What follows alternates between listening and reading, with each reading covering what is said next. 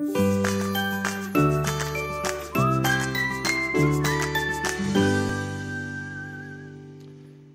welcome everybody to episode 110 on a Saturday afternoon.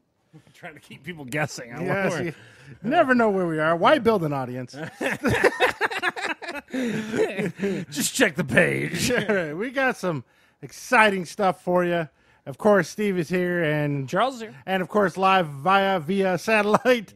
BV, how you doing, Bill? How you doing? I'll give the fist and say anything at first. He doesn't know it's an audio show. He's over there he's miming shit. All right. So before we start this exciting episode. You're jacked up today. I'm jacked because you're clipping like crazy on the audio. We are? Oh, sorry. No, just you. Oh, You're right, shot out of a sorry, can. I got to quit shouting. Saturday night, boys. Man, big Saturday night because we got for the greatest I'm excited about this taste test, even though we both hate wine. It's disgusting. We found official Snoop Dogg 19 crimes As Cali opposed to the red counterfeit Snoop Dogg wine. I don't know if he owns this wine or if he's just. I think he's just a spokesman Tastes for like it. shit. It's gonna be terrible, but hey, it's high end wine. But before we start, though, I'd like to throw out some congratulations. First off, goes to Zayden Keller. Is it Keller or Heller? 1 year old. Sure. 1 year old this week. They just had a party. Our sister Courtney Markey's son had a baby, bouncing baby boy. He looks like a little sumo wrestler. Kid likes to eat, so they had a big party for him today. And congratulations on your 1 year old son, and he's wearing like 2 year old clothes, so because he's that big. And also this week, there's another congratulations coming out. Steve's full of it. I'm full of them today. None other than the woman I've been with for 20 years. No wonder he's so jacked up. Yes. Michelle Markey is 45. Oh, I won't say her name. She's 35 years old today. So congratulations to her. And we had some fun with her family last night. What is a Michelle like?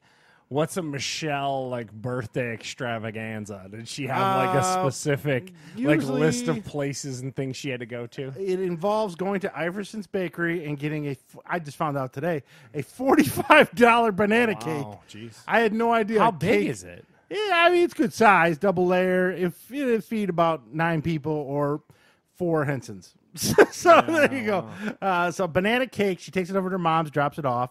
Then usually the day of or the day after she goes out, I take her out to dinner personally, and then we go with her family. So, but this we changed it up. Well, I did get her. She got her new Samsung phone for her birthday. That's what I got her for her birthday.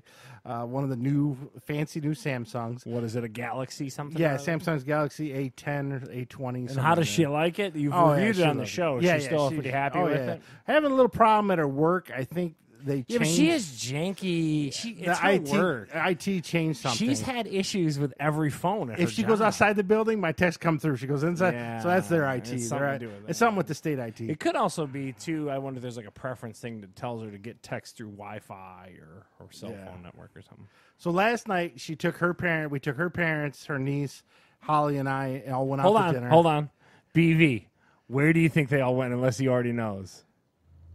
I don't know, but my guess is Cheesecake Factory. No, as a solid guess, legit style. Or But Chili's. once you put Michelle's parents in it, there's only one place. One place, DeLuca's Italian Eatery in Dearborn Heights on 8th and Warren. It's not a bad place, but it's just like, again, it's like, can we go somewhere else? They've literally killed it. It's not that it's no fault of the Lucas. It has everything to do with the Hensons. And it was fine. I had some lasagna. Holly had a pizza. And Mr. Henson changed it up, though. I was shocked. No prime rib?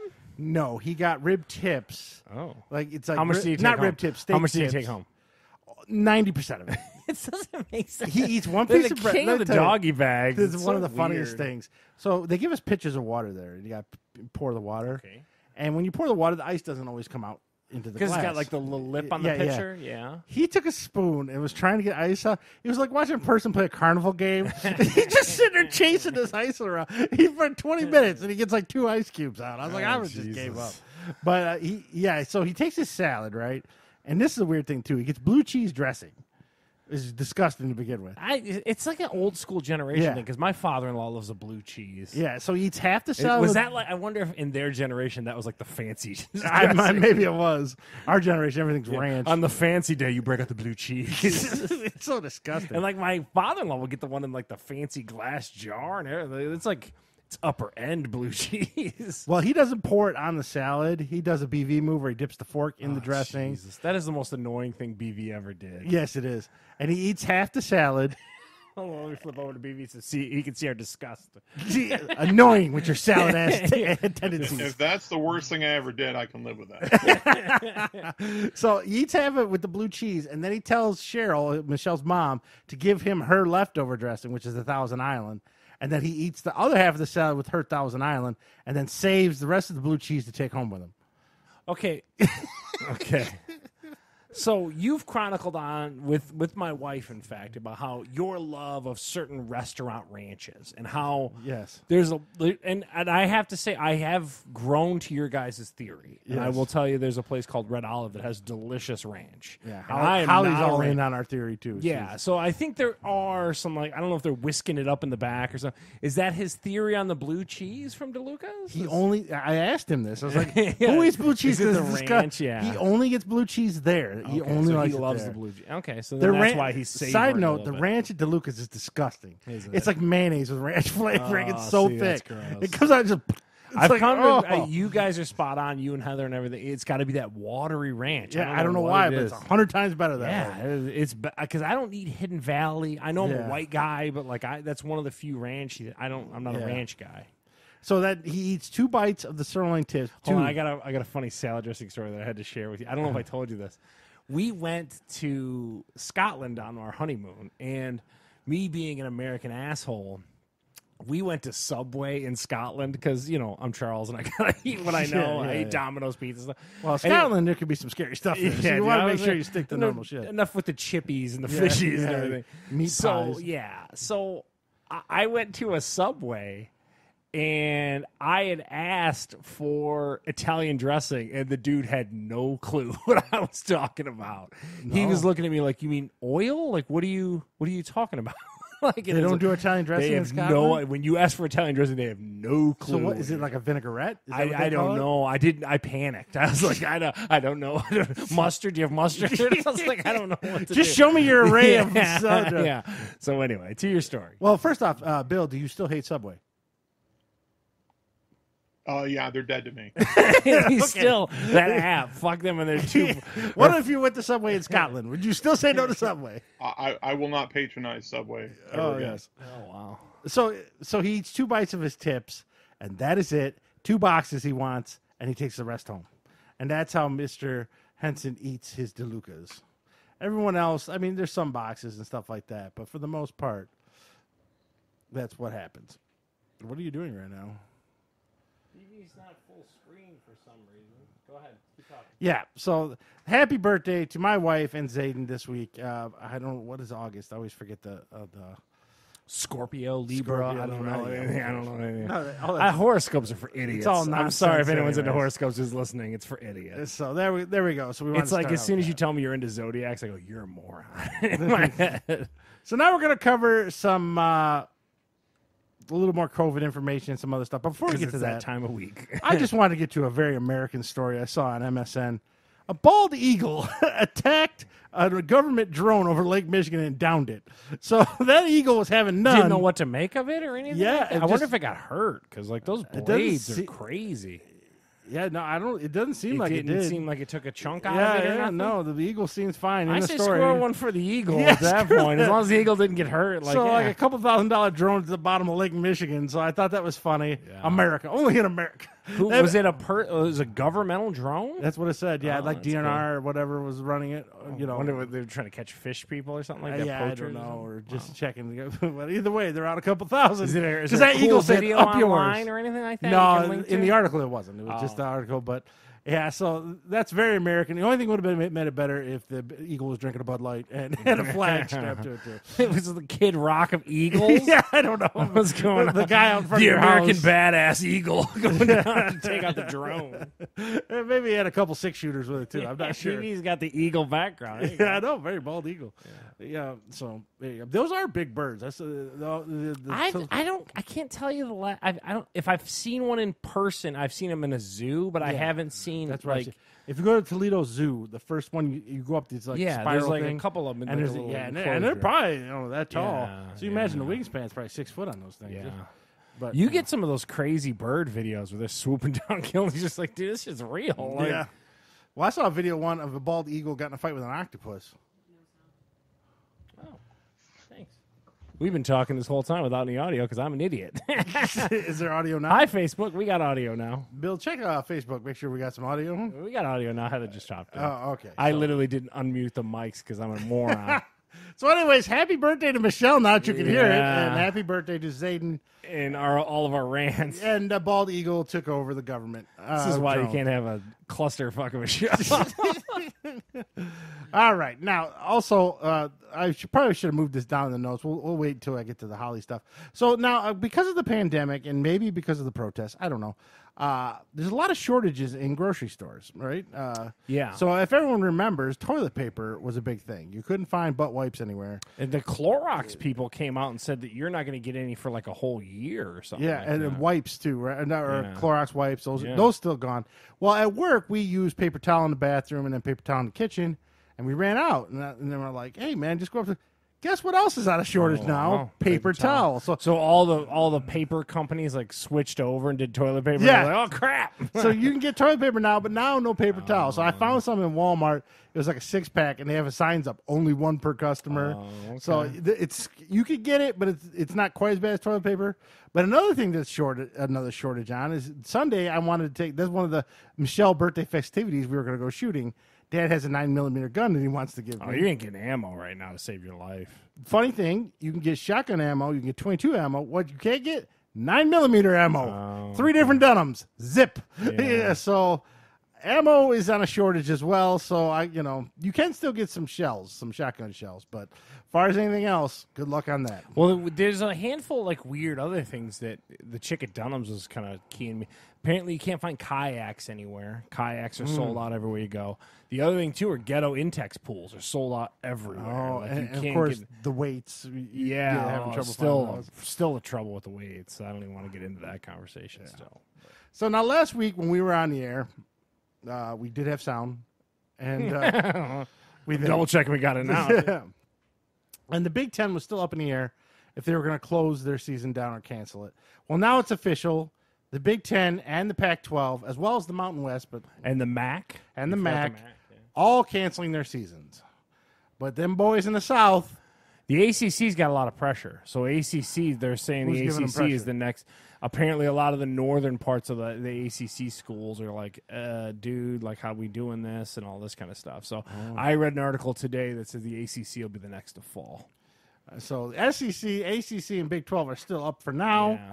But we still got a couple weeks before the official kickoff. I mean, I don't know if BV has an opinion, but you get those like true Southern conferences. I think that they're going to be stubborn about it. But I think the ACC has enough ties into other regions that they're feeling pressure, I think is what it seems like. BV, got any theory? I think that they'd be the last ones to fall out if it happens. They're going to try everything that they possibly can to play because they have nothing else.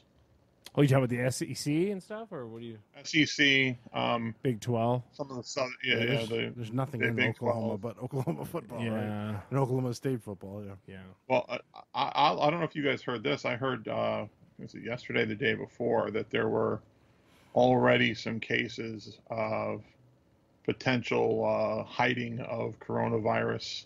Steve said he And, heard whispers. and false reporting at Florida State. Yeah, that's not a shock. Yeah. Especially Florida State, because they're always so clean. Yeah. Very clean program down there. Jameis Winston never did anything bad. He's still Whole squinting. time is down there. Yeah. All right. So there we go. We covered it last week. We were predicting, and now it has happened. What is everyone's opinion? Do you agree with BV? Is it going to be the Southern conferences are going to hold out to the very bitter end? And Yeah. I think the ACC is going to fall with it before the end of the month. I think SEC is just going to do it regardless. You think so? Yeah. That's a lot of national I think that the only coverage. reason why the ACC hasn't fallen is because of Clemson.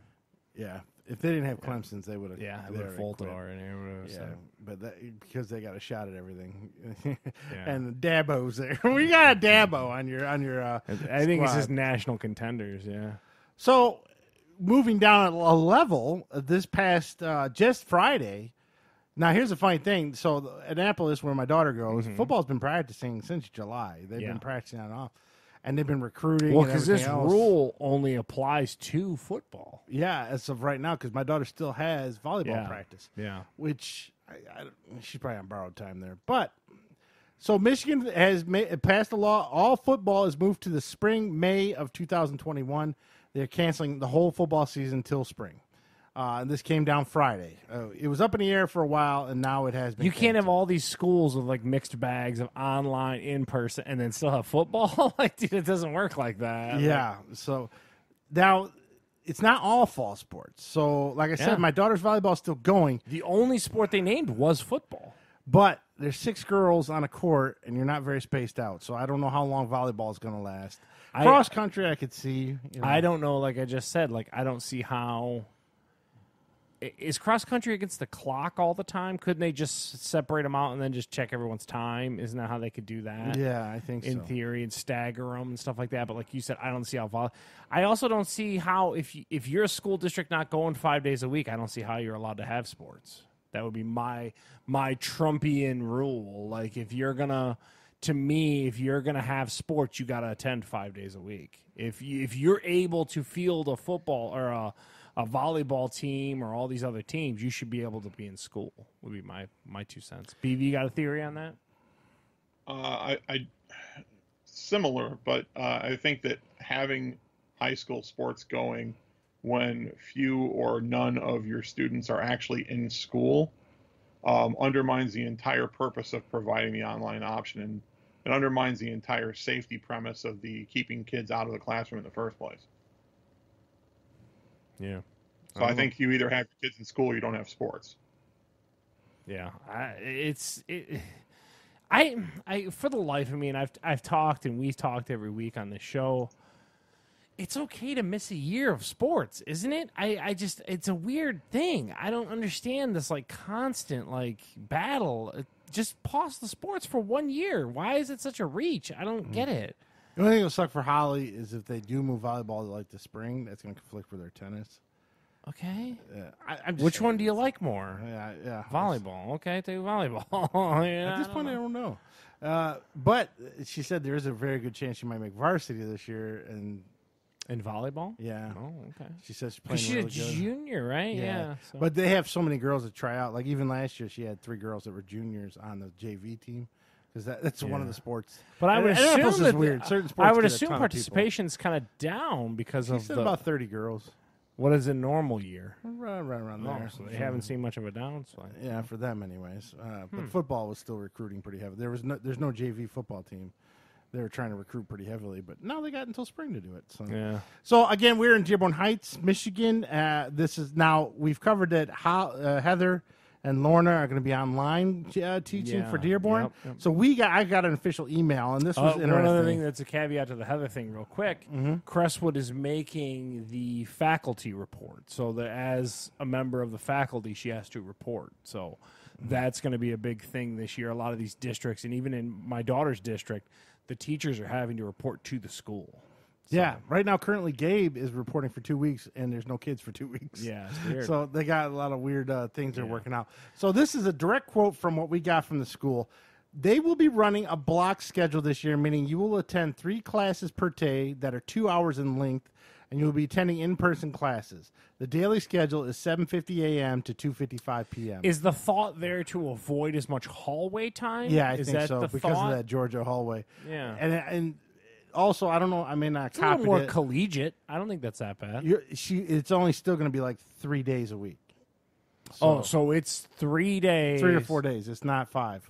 How does she feel about this? I know she was a big proponent for going back in person. She doesn't mind the 2-hour classes as long as her buddies are in the class. If it's a class without her buddies, that's going to be the longest 2 hours of her life. And then the other thing, she would have preferred all 5 days, not just 3. How are they doing lunches? Did they describe that? It didn't say that in it. It was only a couple paragraphs, and they're having some freshman orientation thing, and then what day they went back, but that's about it. Wasn't very. We're supposed to get another email Monday describing everything, but they will be back in person 2 hours at a shot. So, I mean, we're going out tomorrow to get Lorna's fall laptop because, in theory, so Heather got the provision that she again has to report X amount of days at school. So if it doesn't line up with my work schedule, which if you can't tell by the show is a little chaotic right now, if it doesn't line up with my work schedule, Lorna's able to go to school with Heather. So we're going to make sure we have a laptop for her, and that's basically what we're going to do. So it's What kind of laptop are you looking at? Apple? No, not at all. Man, where's that MacBook? It'll be a cheap old fuck. It'll be a Windows machine, and we're not getting a Chromebook. We're not getting anything. It'll probably be Surface. No, it'll probably be an HP. Cheap I like motherfucker. HP. And break out that case.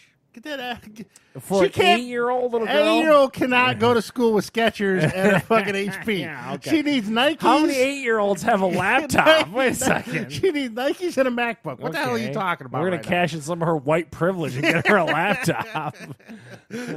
How dare you? And she needs an iPhone and some AirPods too. At least that's what I kept hearing. So there you go, a little look at some COVID and what the kids will be doing this fall. Of course, that may change in 10 minutes. We're supposed to get another email Monday. And it sounds like, it is a mixed bag. Yeah. School districts are all over that the Georgia place. school got busted, so they closed 9 down. kids. Yeah, so 9 kids. Who knows? What do you think going around the room? So, again, Heather and Lorna are here. Holly's school. How long does it go before they have to shut it down for an outbreak? I don't know. They're pretty transparent. They're not very hidey. Like if they were a school that don't ever. Oh, you know they might shade it up a little bit. No, I don't think they will because they're on Facebook quite a bit and they communicate quite a bit. Just because of the poor kids going there and stuff, I think they're going to try to milk it as long as they can. I think they're going to try to make it to at least Christmas. You think they'll go to Christmas before? I think they're going to try to make it there. What is your opinion? They'll probably be done by Thanksgiving. I think they're toast by October. Yeah, I do. BB, what is your opinion? 6 weeks tops. BB's calling him. Boy. That's confident right there.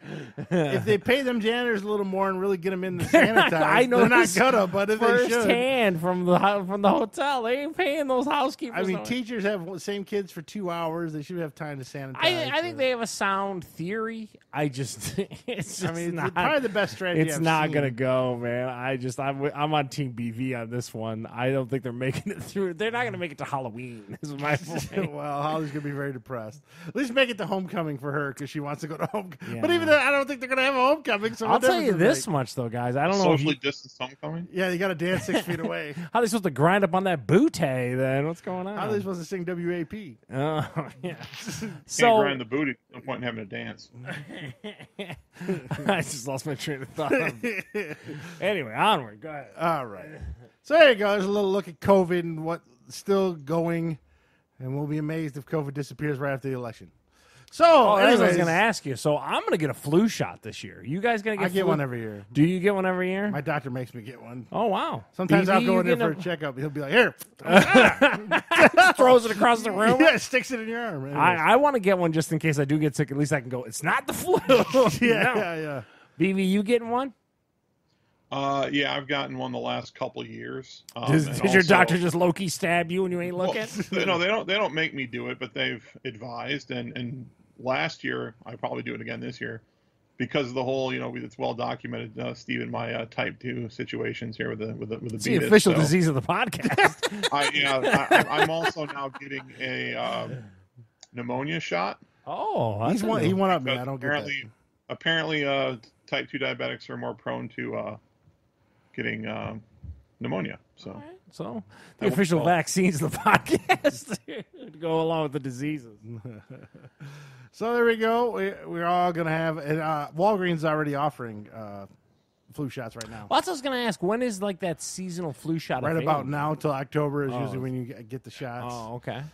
So yeah, but usually early on they want the elderly first. And then so like about September is what you're thinking? I usually do. I used to have a checkup all the time in September with my regular doctor, and then he would just, like I said, he'd just stab me. I don't know. Nurse would walk in. What's that for? He scheduled you for a flu shot. Don't. What Steve's not telling you is technically a harpoon. Just from the room, just dude, Moby Dick. They come in. They got the Gordon Fisherman outfit on. Oh, sorry, Mr. Mark. I thought you were something else. They walk out. You get armed Gaddafi. Yeah. What the hell just happened? Huh? Oh, Nothing. I was just moving the notes up. All right, so there we go. Now let's take a look at something we don't take a look. Now NBA, if last I checked, is not to the playoffs yet. Not yet. They're on the verge. Yeah, a couple teams on the bubble. I was going to say they they've bounced a few teams. Yeah, but there is a sport that is in playoffs right now, and I thought hold we'd on. give some Have you been updates. watching any of the NBA since? Yeah. NBA, no. NHL, yes. I've watched. Okay. I have watched NBA games that first weekend it came back. But you kind of lukewarm. Yeah. It's one of those things where you forget, and it's like it's because regular season basketball sucks even in the bubble. Well, and then I always get number one question from people who listen to the podcast, like Chris and Eric and others. Where do you have time to watch all this stuff? Well, sometimes I don't watch the sports because I'm watching other shit or playing video games. So I have to balance. How about BV? BV, you been watching any of the basketball? A little, but not very much. Yeah. I catch a lot of highlights. No NHL. You've been highlighting it? You've been checking that? No? That's about it, yeah, pretty much. Problem with the basketball is I've watched 4 games, and none of them have been close. Yeah. Hockey, they've all been close. So I've watched some I hockey haven't watched games. any bubble hockey. No bubble hockey? No. It is weird. The stadiums are kind of weird without, but I mean, it's not bad. Whose stadiums are they playing? 2 in Canada. I don't know which one. I'm going to guess Montreal is one of them. I don't know. The Edmonton going to be the other one, I guess. But I got to tell nice. you, like more than any other sport, from someone who was into hockey in the early '90s and stuff like that, hockey is there's no aggression in hockey the way it used to be. Yeah, that's kind of really a bummer. And I don't like that weird. And I mean, you can make the season. same argument to the NFL and stuff like that too. I'm not sitting here just. You can make it on with the basketball NHL. too. Yeah, it's like, dude, I want a little aggression in this. I don't know. I mean, man. something about in the late '90s with Shaq just wrecking the rim, people bouncing off him. The and big shit. man's completely gone. Basketball in the NBA. now, it's just little dudes shooting shit out. I mean, they're good. Don't get me wrong. Well, and that's to your point. Like a couple of the bubble games I tuned in, and they were just slinging bricks, and I'm like, what is going on? Like, it's just that new game. There's no edge to anybody in basketball anymore. Yeah, and they're all buddies outside of it. And they all want to play together. It's like, what the hell? Don't hate him. There's no Bulls hating the Pistons and stuff that's like what that. made, again, The Last Dance, BV's underwhelming show of 2020. So entertaining, though, is like the true dislike. He just got the finger, the double. BV shakes his head. But the true dislike that exists for the bad boys and all that, it was very compelling. That stuff. And it's missing in almost all sports right now. Yeah. Still a little there in college. They still hate each other quite a bit, Like Clemson probably doesn't like Alabama very much, and Michigan and Ohio State don't like each other, but it doesn't really matter because Ohio State just owns them. So it's kind of hard to make it a rivalry when the other team never wins. Yeah, I know. Yeah. So Notre Dame, Michigan, they're pretty even. So I guess. But I think, but to your point, as you're kind of pivoting towards the NHL. The NHL product is so different. I mean, it is. There's no such thing as a Ty Domi, Bob Probert, or anything anymore. Like, that enforcer role's completely been eliminated. Yeah, kind of bummer. Analytics completely, I think, eliminated that from what I was watching a little documentary on. Yeah. So the first round's going on right now, and then I wanted to recap, because I know a friend of the podcast named Bert Nolan, who likes to gamble on all this stuff, doesn't watch, but he gambles on it. So, like I said, I've watched a handful of games. There was an overtime win on one of them. It was pretty good. So, first up, the Golden Knights. This is an expansion team. And aren't they the reigning champs? Like, aren't they the Stanley Cup champs last year? No, they went to the finals. They didn't win. Okay. Right, Bill? Or am I wrong on that? I think so, but I'm not. We're great on this side. They went to the finals, but I'm pretty sure they lost. I know that they're a really good team. They Their got first a year in goalie that existence, people they are went really. to the finals, So the Vegas Golden the St. Knights. Louis Blues are the reigning champs. Yep, he's right. Okay. Yeah, they beat the Knights, I think. Don't quote me on that. Could be wrong. This is stuff. We're banging this Yeah, stuff. Between the no audio for 15 minutes from me into like the no knowledge in the NHL. They went to the finals either last year or the year before. It was one of the last 2 years. Yeah, one of the first years they were in existence, they went right to the finals. Which again, though, there's a goalie that they're all behind. Yeah, they right? got some hot goalie out there. And when I went out to Vegas, there's tons of Golden Knights stuff everywhere and all the casinos. That team's really embracing it, or that city rather is really embracing it. It's Raiders and Knights everywhere. Yeah, so. Cool. So the Golden Knights are up 2-0. Now, a couple of games in progress today, so this won't be the most up-to-date thing. They're over the what Blackhawks. channel's hosting it? NBCSN and stuff yeah, like that? it's weird shit. USA Network, regular, the NBC Sports Network, and then it's not like regular NBC. Yeah, it's like they have reruns of crap. They had a game on today? Okay. And then channel for here in Michigan, Channel 9 has it. Yeah. We're lucky to catch CBC. Yeah, but that's not over the nation, though. Like, Bill doesn't have Channel 9. Do you have Channel 9 down there, Bill? No. No, I don't know if they catch it there. That's only in Michigan. We're so close to the border here. Yeah.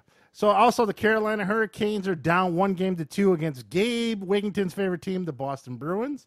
He's a big Boston fan. Calgary Flames up 2-1 on the Dallas Stars. I don't know anybody that's a fan of either one of them. Phoenix Coyotes are down 2-0 over Colorado Avalanche. Quick quiz. Anyone can name an Avalanche? Patrick Waugh from about 20 years ago? No one can name anybody now. Joe Sakic is the GM. Oh, there you go. The Vancouver Canucks are 2-0 over the St. Louis Blues. Now, this is a surprise. I didn't know the New York Islanders are kind of good again. They're up 2-0 over the Washington Capitals. Well, that's kind of an upset there. I think the Capitals are always usually a pretty good team. And I noticed my Penguins didn't make the playoffs. Tampa Bay Lightning is tied 1 game apiece with the Columbus Blue Jackets. And finally, the Philadelphia Flyers are tied 1 game apiece. Finally, like one classic matchup. Montreal Canadiens. That's a classic 6 matchup. Yeah. Everything else is a little expansion-y and stuff. Yeah. So maybe next year or the year after, we'll all watch the Seattle Krakens in the playoff. Yeah. So that'll be kind of fun. So there you go, a little cap on the NFL. We'll do that week to week. I've watched some live sports. So yeah, we do have some live sports. And then, of course, we'll cover the basketball when it starts up. I wish the basketball would have done that tournament thing that they were throwing around. That sounds so awesome. I would have been so into that. So many millions of dollars lost by degenerate gambling. Oh, my God. But instead, they did this weird round robin, and all the games suck. You know, we've chronicled it on the show. I think that these sports just, they lack that intensity. And that's what makes, like the tournament so great, and that's what makes late season NBA, even late season hockey. It's just these owners, man. They gotta shrink some of these seasons. Yeah. I don't know how they're not doing it. Now, Bill, you are hands down the biggest sports fan out of the three of us. Are you excited over any of these sports that are currently playing right now, and are you into any of it? Well, I'm not into them at the moment. We can throw golf in there. Are you into golf at all right now? Well, yeah.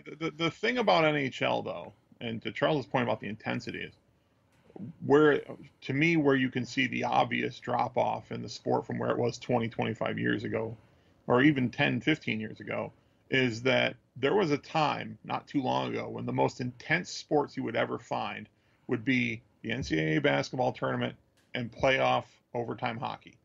Simply because you'd have these marathons would go, 3-4 overtime, periods, and any moment the game could just end. There's none of that now. It's even the overtime I saw. The bits and pieces I've seen of NHL have been not particularly impressive. Are they doing? You said you saw one overtime game in the playoffs. Are they still doing the traditional overtime? It's sudden death. Yeah. In the playoffs, not shooting out. Not doing a shootout, no. But I thought in the round robin they did a shootout. They did a shootout. That's stupid shit. Yeah, I don't know. Basketball could become good. I mean, I'm going to wait to see the playoffs there. Yeah, I think a couple rounds in the playoff basketball is still good. Yeah, a couple rounds into the playoffs, it'll probably get really good. You get deep playoff basketball. Step up. Right now, it's been really lackluster. This round robin stuff is just boring the piss out of me. And like you said, there's just stop being friendly with everyone. I get it. We're all living in Disney World or whatever. Yeah. Hate someone, please. Well, the Greek Freak did headbutt some dude the other day. I forget who. Someone on the Phillies. Some tall white guy. He just came over and headbutted him. 76ers, you mean? Or yeah. The Phillies. Sorry.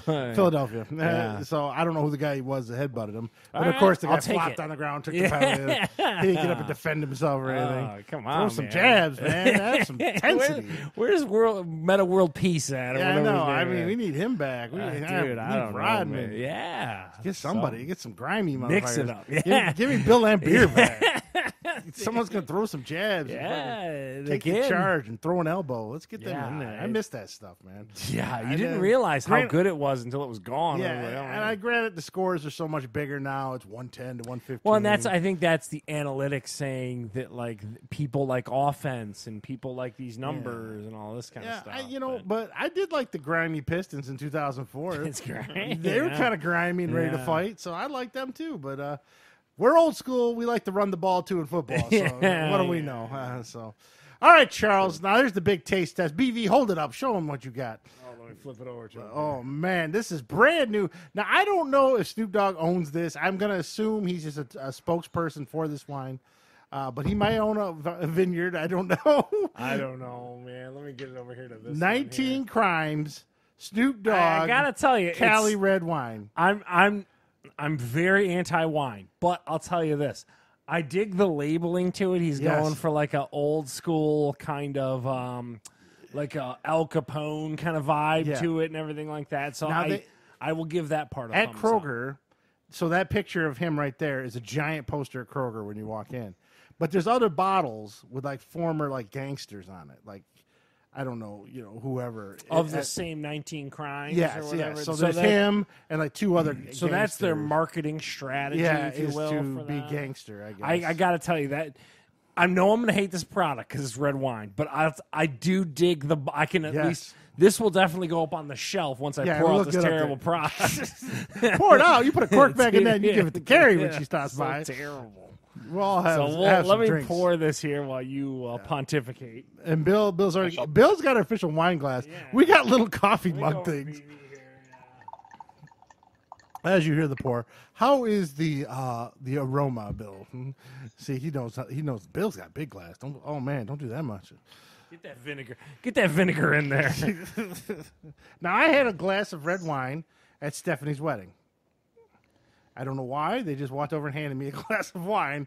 I wasn't quite sure why. But I'm not a huge wine fan. I'll tell you this. It smells like Paz. It's only 14% alcohol. I thought wine was higher alcohol volume. What is beer? Was my assumption? Beer is only, 5 or 6%, right? Yeah, like 7, like a higher so end it's higher than beer. Now, is that 14% for like 12 ounces? Or it says 14% alcohol by volume, so your 12 ounces would be... of 12 ounces would be 14%. So, like, usually, like, liquor's 30% or 40% if you get higher. Jesus, this vinegary-ass shit. It tastes like vinegar. I could tell by your face. Anyone got some eggs? Yeah, dude. Paz coloring. So the flavoring. Who likes this shit? Gabe said he did before I came because I sent him a picture of this. He drinks wine like on occasion. This? He says he drinks red wine. BV, what do you got? Give us some levity. I am not a big wine drinker, but if I am going to drink wine, I'll drink red wine, like a Merlot or a Pinot Noir. This tastes like a basic Merlot to me. It's not. I mean, wine in and of itself isn't great tasting, but as far as these go, this tastes pretty much right about the norm. Like shit. Dude, who drinks this? You know what I'd love to do? I'd love to get a big wine drinker who claims they're good, and put the cheap 3 different wines, different. Call them out on it. Put them all in clear glasses, fill them up. And which one's the good one? And if they pick the Snoop Dogg one, I'm going to laugh. You paid $13.99 for this. Yes, and Bill only paid $12.99. Oh, BB caught a sale. You son of a bitch. No, that's just the price here. Oh man. He's got that minimum or whatever. He's got that like raging alcoholic store that's like super. It's like a grocery store that's all liquor. Why do you look like Lorna taking medicine? This is so gross. Who likes this shit? And and someone will go, "Oh no, that's just cheap wine." Bullshit. All of it tastes like this, dude. I know it was expensive wine at Stephanie's wedding because they only had like 6 bottles and they went from table to table, and it tastes identical to this. Yeah, could you pick it out? Never. Yeah, same thing. I'll just take a drink because Snoop Dogg's on the cover. No, we need a big chalice like he does that all the time. Dude, I would say that the average wine drinker, and I'm not talking about like a legitimate aficionado, but your average wine drinker that says they enjoy wine would not be able to figure out the difference between the 3 high, medium, and low kind of thing. Put a little more in there. About half a glass. You just drink it straight from the bottle. I certainly would. Sorry. Are you kidding? Now, when you drink wine, Bill, are you supposed to sip? Or are you supposed to... You're supposed to spit this shit on the ground because it tastes terrible. I do like the label. It is cool. I like it. Their marketing strategy and everything is really good. Yeah, I like that. Yeah. A+ on that. This kind of wine, I mean, some people do just drink it. There you go. Wino style. Wow. There you go. That's what I'm talking Steve, about. Hit that again out that bottle. Let people see it. Look at that. That's class, people. That's in the true ghetto. So gross. Take that back. It's ghetto fabulous. Yeah. It's meant to be drank with to work with certain foods like pastas or red meat. Here's my thing. I think that's a crutch to a terrible industry. That's what I think it is. I think that they love to do these pairings and all this kind of stuff because this shit tastes terrible. And like everyone just, it's much to me, again, it's my opinion. This is just one fat guy's opinion. It's just like the bourbons and all that shit tastes terrible. You're in love with the lifestyle. You're in love with this whole, like, look how bougie I am. I drink this red wine. To Steve's point, it tastes like some shit I dye eggs in. I don't know what the hell. Who in their right mind's drinking this shit? I don't know. Oh, God, I'm struggling. I'm not a big fan of beer taste either, but it goes down easy. So, Beer, to me, I can at least, when you break out a sandwich or something like that, I can definitely get down. A hot day with an ice cold beer. Beer's got to be ice cold to me. I don't know. Bill, do you like your wine room temperature or cold? Well, another thing about the wine. So the red wine is meant to be drank at room temperature. Yes, yeah. White wine you typically would chill. And here's the sad part: if you sniff, I prefer them cold, but that's because if you sniff it, it smells like Welch's grape juice, and you're like, "Oh, I'm gonna drink me some Welch's." And then you drink it, and you go, "This shit tastes like vinegar. What is this? Like, who's drinking pickle juice? Like, I don't." So Charles, you love wine that much, huh? I do not. I do. So again, and Steve and BV can attest this. I came to my tasting of like alcoholic beverages way late in life, and still to this day, I was like, I gave myself a pass. I was like, okay, I can start to drink some alcoholic beverages because I'd like to taste them. I don't drink to get buzzed or anything like that, but I'm a big foodie guy. I weigh 300 pounds for a reason. I like the taste of things. This shit is terrible. Right? Like, I don't know. And Bill he's enjoying it. He's making faces over there. Oh no, I was just doing the little, He's swishing it in his mouth. Oh. Yes. He has an official wine glass. I'm impressed. When did you buy that? We have a set of wine glasses. Oh yeah, I forget. There was a time that who you're married to. There was a time that I tried to take this up. It was years ago. It was probably like early to mid 20s. And so I learned a little bit about them, and I used to keep them at the crib with when Charles and I were in the apartment. I had my patented crate and barrel little mini wine rack, and I would always keep some 5-6 bottles. Dude, it's just not for me, people. I understand there's people that love it, and there's people that are really into it. It's just, yeah. Now, if I'm to review the Snoop Dogg 19 Crimes, I love the marketing. Yes, I love the bottle. I love the price. If you're going to buy this shitty, terrible wine, buy it for cheap and buy it because this looks cool. So yes. I guess is what I'm trying to say. So I'll say yes on that. But it just tastes like, I mean, if you're into red wine, obviously Charles and I are not. We've established that quite I can pound some Irish whiskey, but I can't drink that red wine. So I'm a big pass. I mean, you're a thumbs down. 8 out of 10 on marketing. Yes. 2 out of 10 because it's still just the goddamn wine. I bet you to the point, as soon as you attach Snoop to it, they probably sold a shit ton of it. Yeah, well, there was no bottles of him in Kroger. I had to go to Sunnyside. Wow. Not Sunnyside, Party Palace. Yeah. That's the only place. So again, I echo Steve. I give the marketing at least an 8. I think it's a really cool looking deal. I think to lean into, like I said, the Al Capone thing of it and everything. Spot on. The only problem is it's a terrible product. Not for me. I'm out. It's gross. BV, what do you think? I'm with him that Snoop is marketing gold, but as far as the wine goes, if I were to every once in a while buy a bottle of Merlot, I wouldn't choose this one. But it's not. I'd say maybe a 5 or 6. Here's the thing I don't get about wine too. I don't want to cut BV off. A 5 or 6 for the product. How is it that I can drink something liquid but my mouth gets dry? How does that work? Like, on what planet? I don't know. Is that a good feeling to people? I think grapes are one of the greatest fruits ever, and somehow. So it's going around there. Thumbs up for grapes. Purple grapes, green grapes. They're all great.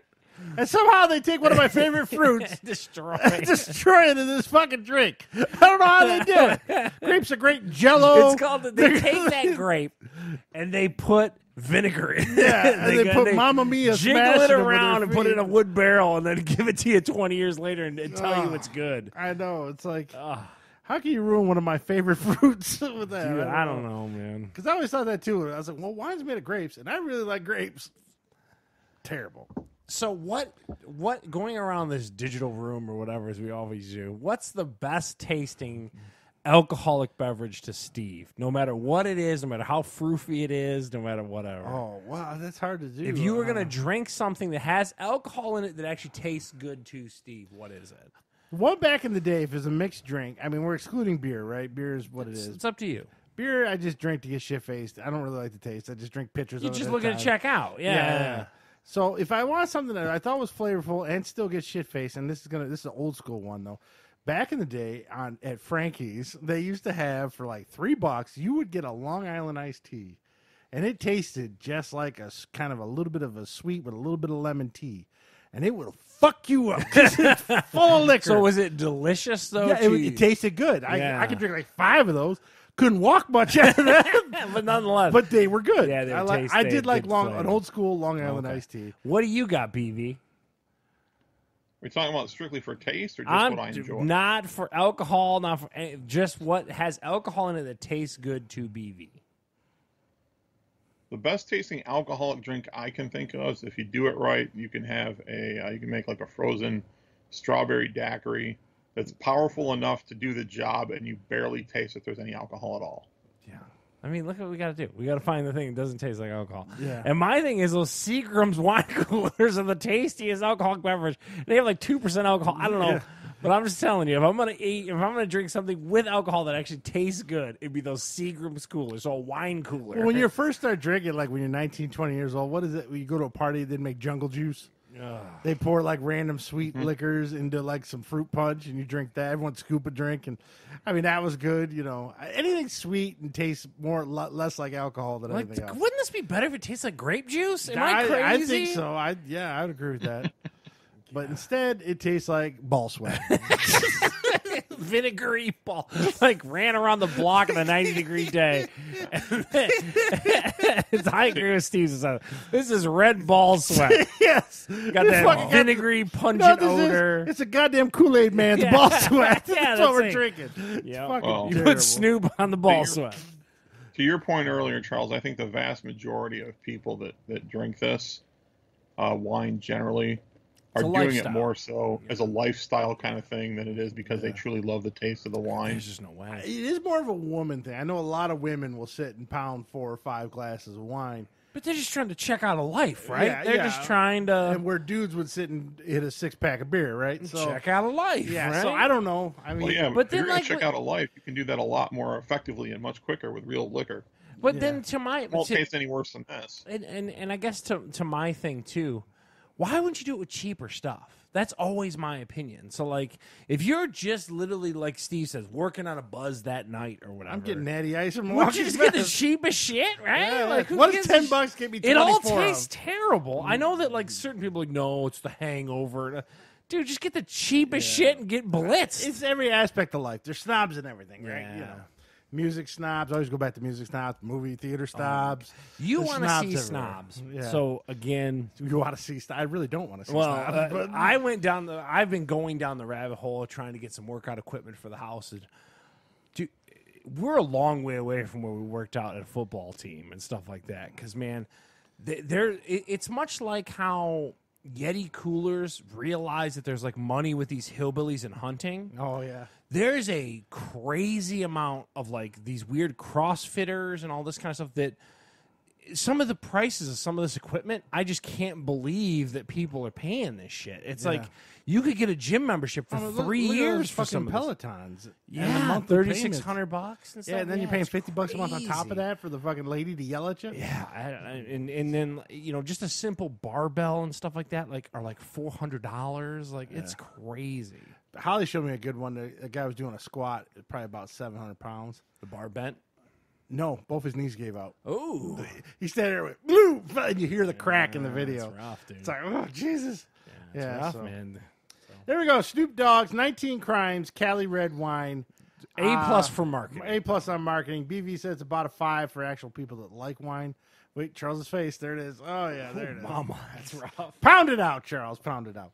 Now, I remind me to take that cherry liqueur home. Michelle bought vanilla ice cream, wants to put it on there, so we're going to try that.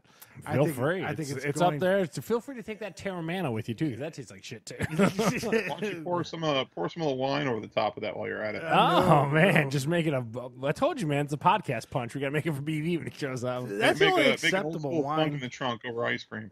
Acceptable wine is cooking wine, right? Where you're putting it in a recipe, that's fine. Add that flavor. Now, one of these podcasts, I am going to get on AEW. Chris Jericho drinks the bubbly. It's called. It's some form. Yeah, Bill knows what I'm talking about. I got to find what brand he's drinking. We are going to drink generic AEW champagne. Oh, champagne? Yes. And I hate champagne too. I've never had champagne. No? Take wine and make it carbonated. Oh, Jesus. You're gonna carbonated vinegar? Yes, it's going to be terrible. I'm already out. Oh, my God. I like champagne. Well, do you? You also like scotch. How'd you do on certain that? One. Yeah, dude. I don't know. You're way off base on that one, BB. Yeah, okay. We got to do champagne. We have a toast or something like that. I will find Chris Jericho's bubbly. I don't know. I'm researching it now. Yeah, figure out what he drinks. And then, whatever. of course, we're going to have. I can tell you right now what it is. Oh, okay. And of course, because he actually had it branded with his stuff on it. They sell it out of a website. It's made by a company called Knocking Point Wines. Oh, Jesus. Knocking you can get it's officially sold out. It's sold out? How come everything you want to do is sold out? All right. So anyway, next week I'll gladly do some kind of champagne with you. I don't care what it is. Pick a champagne. And I was researching wine in a box. That's kind of expensive. Is it really? And it's like 34 glasses of wine in one box. I was like, what are we going to do with all this? They don't make like little ones. You really don't want wine in a box. Oh, we thought it would be funny if we had a bunch of random wines in a box. But, well, eventually we'll do the bubbly. And then, of course, we want the Cheetos mac and cheese. That's coming. Yeah. I'm going to find that. It comes in flaming hot and jalapeno. So that should be interesting, if anything else. But right now, none of the stores have it. So now we're going to go into some reviews. And I spent a lot of time on Netflix, apparently, this week. Yeah, I was going to say you got a lot of Netflix. So last week we mentioned it. The Rob Schnider, Asian Mama, Mexican Kids. Ironically enough, when I went home, it was on there, and me and Michelle watched it. It's only 45 minutes. It is a stand-up with Rob Schnider. And it was surprisingly way more funny than I thought it was going to be. Okay. So I don't know how much he wrote. It felt like he had some writers. It was punched up? Yeah, it was punched up, but it was good punched up. So I have to say I liked it. He is married to a Mexican woman, I guess, so he does this Mexican accent every time. A lot about him and his kids and his wife and stuff like that. And then he grew up. I never knew this. Rob Schnider is half Asian. His mom is... I can tell by looking at him. He looks Asian. His mom is Filipino and his dad is Jewish. So, I know that his daughter's Elle King, the one singer. Yes. Yeah. Now, we'll keep that in mind. Because at the end, he brings her out, and they sing a duet together. It's like an Elvis song or something. Oh. He's okay. He's putting on an Elvis impression, essentially. Oh. But her voice... I know Elle King, Elle King's very popular. Even live, she's pretty good. I thought she was one of those a very popular hit with that. Yeah, X's and O's, American Sweetheart. Yeah. So and they did a great... I mean, that girl can sing. I was quite surprised. Because usually those modern singers are all duped up with all the... Auto-tune? Auto-tune and bullshit. But no, she was live and very good. I didn't see that coming. But it was a good show. 45 minutes. Was it the best stand-up in the world? No, but it was funny. He didn't go into any kind of vaxxer stuff or political stuff. Okay, good. It was just family-based, funny family-based stuff. Him getting old. How he said, yeah, he still loves sex, but cookies are the same priority now. So I thought that was fun because he's 50 years old. He's like, yeah, I like sex, but there are some cookies I like too. They're pretty good. So it's like I can have sex or eat these cookies. So it sounds pretty lighthearted. Yeah. And then he's talking about how in the 20s and like he had 25-year-old friends that just want to get fucked up. And he's like, I'm 50. I only feel good about 2 times a month. So so it was pretty good. There's a lot of stuff like that. So it was very good. Is he a storyteller guy, or what is he more? A little how bit. would you I guess call this comedy? Is it like punchline-y kind of things, or traditional? It is a story. Like he'll talk about parts of his life and who he's married to, and then how it leads to like what his mom used to do to him, and then he'd have a joke about it, and then it's kind of like that. But it's not long, drawn-out stories like Dave Chappelle does a story with bits in it and stuff like that. His is little segment stories, and then it leads to a joke at the end. It feels like he had writers. It really does. But maybe he's good. Maybe he did it all on his own. I don't know. I've never seen a Rob Schnider stand up. So at first impressions, a solid 7, closer to an 8. Oh, okay. But maybe 7.5, somewhere in there. It was worth watching, especially his 45 minutes. Who would you equate him to? Like, who would you, I guess, who would you say he's akin to as far as in his stand-up world? That's a good question. I would put him with about Kevin James. Okay, I like Kevin James. Cusses a little more than Kevin James. Okay. So instead of fat jokes, you've got more 50s, older and being married jokes is what you got. Okay. So probably equivalent to him. I put him in that level. I don't know issue with Kevin James. I like Kevin James. Yeah, so some people do, some people don't. I don't know. But who has issue with Kevin James? I forget who doesn't shame like him. on whoever, I think Wiggs don't like him. Kevin James? Yeah. Oh, man. Shame on Wiggs. Yeah, so I don't know. Don't quote me on that. So now also last week we talked about this wellness documentary called Unwell, and it's about the wellness industry and stuff. Now it's 6 episodes. I only got through the first episode. It was about essential oils. Yeah, this is where they were going to debunk the weird kookiness. Yeah. So it doesn't really... It's anti-Gwyneth Paltrow. It's more... It's not more debunking. It's like 50-50. So they show you what it does, how it does benefit some people, and how it works pretty good. And then the other 50% of the documentary is there's this asshole that was making this stuff and claiming everything. And then he even opened a medical facility and he took someone's gallbladder out. He wasn't even a doctor. He just made so basically like it shows you the hard right turn. Yeah. And then there's a thing called essential oils or life essential oils, and that's like a huge company. It's just a giant pyramid scheme. Like mostly women go in, they pay $3,000. They're going to sell it. They got to bring in certain amount of friends. And nobody ever makes any money. And so they show the scam side of it. Really, by the end of it, it was only 45 minutes, but it wasn't the most exciting 45 minutes. Okay. So it wasn't what you think. I thought it was there's a little autistic girl they follow around, and there is some oils that she uses to help her sleep. And that's kind of like the CBD market. The one I take away from it is the one oil that seems to work, and everyone agrees on the whole show, is lavender oil. It does relax people. It does help them sleep. It does take anxiety away. All the other ones they just said are bullshit. But the lavender oil one seemed to come off like that one works good.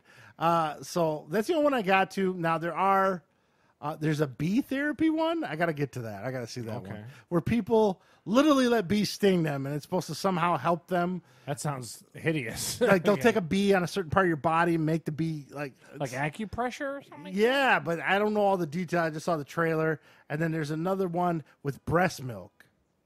That's a big thing right now. I know that.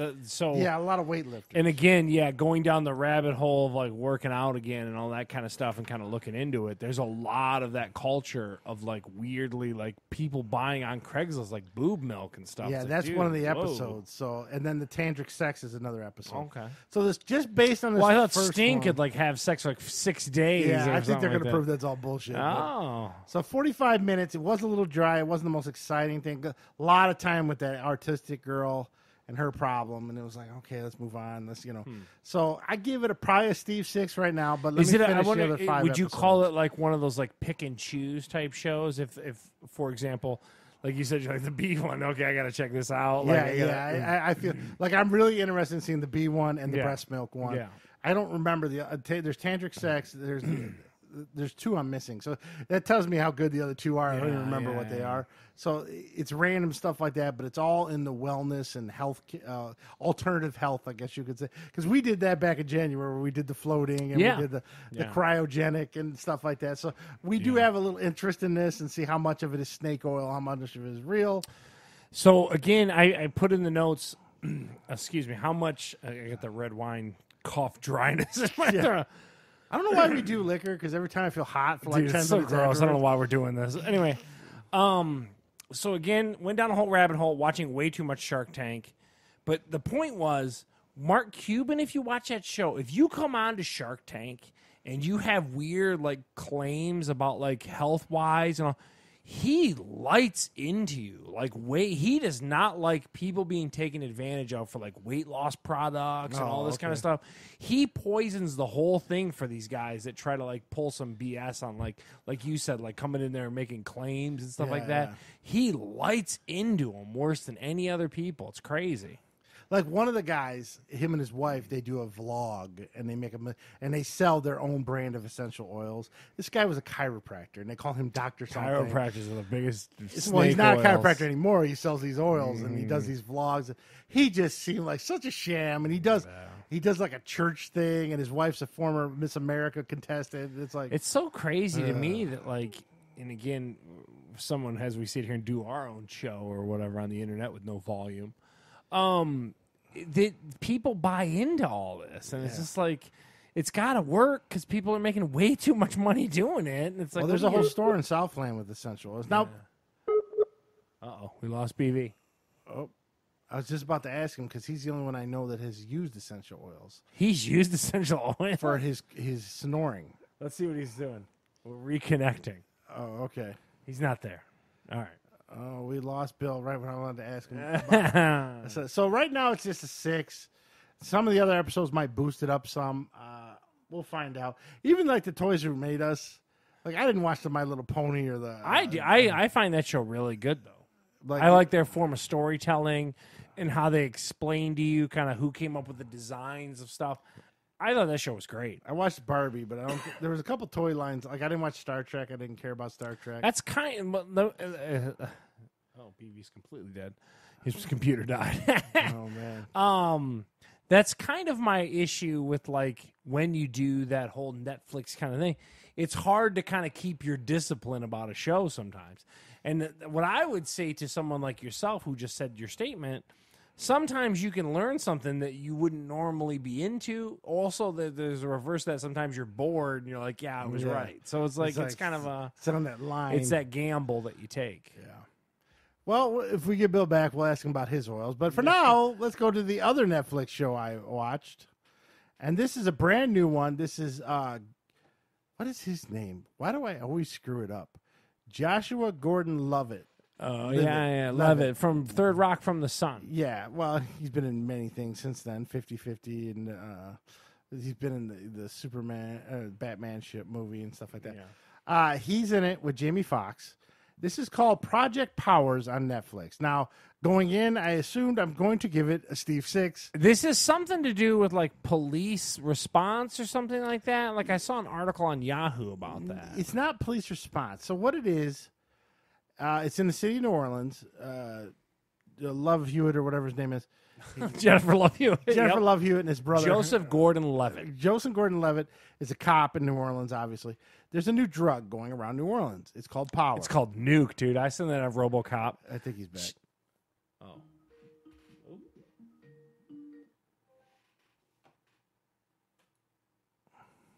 Go ahead, Steve. And so we're waiting on Bill to come back. But... So essentially what happens is, Bill, you back? Yeah. He died. So before we move on to Powers fully, didn't you use essential oils for a while? On your chest for coughing or snoring or something? Are you talking to me? Yeah. Isn't that called Vapor Rub? Yeah. Yeah, it's stuff called Breathe. And did it work good? I mean, I imagine some of the oils have to work, right? So... I mean, it helped a bit. You know what would help a bit? If you used your solver. CPAP that you were prescribed by your pulmonologist. All right. Thank you. Do you still use it, or you tried it once and that was about it? You weren't sold. I use it. I'll use that, and I'll also use a Breathe, right? So you just rub it on your chest? Yeah. Or do you give it to Abby and tell her to get to rubbing? No, I rub it on my own chest.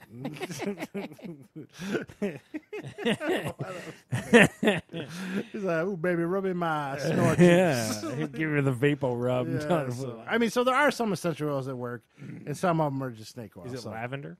Yeah. So back to Project Powers. So essentially, in New Orleans, there's a drug on the streets called Power.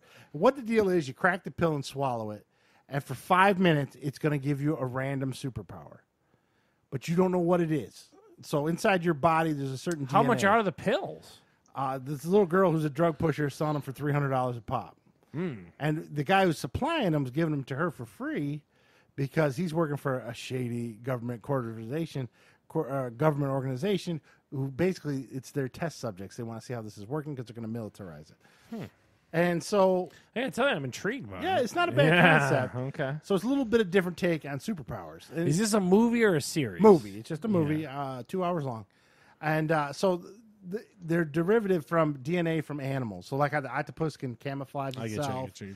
So if you got a cheetah, you obviously can run or something. And then some sea creatures can adjust their temperature, so that's how people can turn to ice or heat or stuff like that. Mm-hmm. So, but you don't know what's going to happen in you. It's a crapshoot of what power you get. And here's the thing: for 5 minutes, 5 minutes, and sometimes, depending on the person, it doesn't agree with you and explode. So you're kind of gambling. Is this the Russian COVID vaccination? yeah, really.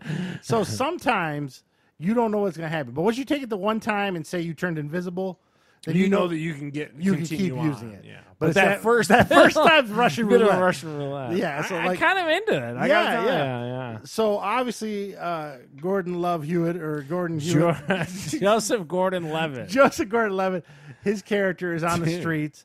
And he's trying to help bust all these people, but he uses it selling the drug. Yeah, he's a cop, so he's trying to get it off his streets because it's actually killing people. Some people, and then Jamie Foxx is in this. Yes, and some people take it, get a superpower, and then go rob a bank. Is what they do. Yeah, that's what I'm saying. Yeah, they got 5 minutes to rob a bank, and so but what if they get the wrong power? You get like oh crap. Yeah. So I imagine you got to take it a couple times before you figure out you're gonna. So, but he uses it regularly because it makes him bulletproof. So that's why he always gets the same one. So if you take it once and you become invisible, every time you take it, it's going to be the same thing.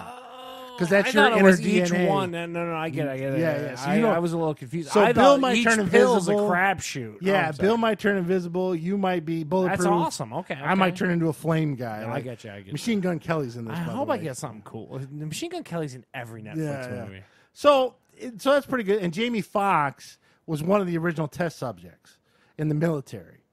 And he took it. He did convert him into something, but he didn't like it, and he left the military. Years later, he had a daughter. Well, it's kind of sticks in your DNA, and it went into his daughter, and she was born with kind of powers. And guess what? The shady government agent kidnapped her, so he's trying to get her back. So he ends up coming and meeting up with Joseph Gordon-Levitt. What is with you? I got a mental block of that guy. Joseph Gordon-Levitt. And basically, they try to take the corporation down and save his daughter. And so it's pretty good. And it sounds pretty good. Very unique concept. I think I might need to check this out. Yeah, it's 2 hours. I'm just bummed. Like I'd be pissed if I didn't get an awesome superpower. Like if I got like a shitty they show one guy. Like, they get like some lame thing. Like what am I like? I can hear from animals. God damn it! Like why can't I get invisibility or something? Cool. Yeah, they show one guy. He's gonna fight Jamie Foxx. He takes it, and then he just explodes. His guts go everywhere. He never tried it ahead of that. No, because he's a bad guy. He's trying. That's kind of cool. Another guy turns into like this big giant dude and stuff. So like that. If you think about it as so if I'm writing this or I'm writing whatever the universe, you could as a government you could find all the people who get like super healing and make them all like part of an army. Or all the ones that are going to be bulletproof. You're all grunts. Yeah. Okay. Yeah, so that's why the government was. So it's a good concept. I thought it was pretty good. Sounds pretty Concept-wise, it's a 10. Yeah. Acting, it was pretty good. It more focuses on this little girl, this little black girl that's selling the stuff. She kind of falls in with Jamie Foxx and the other guy. She becomes part of the crew. Yeah. So it focuses a lot on her because they need to figure out where she's getting her stuff, and then that is a breadcrumb. And there are some hokey lines in it. Like Jamie Foxx tells Joseph Gordon-Levitt, "Did I get it right?" Write that down. He's like, "You don't have to help me. I'm going to do this." And he looks at him and does like a Batman line.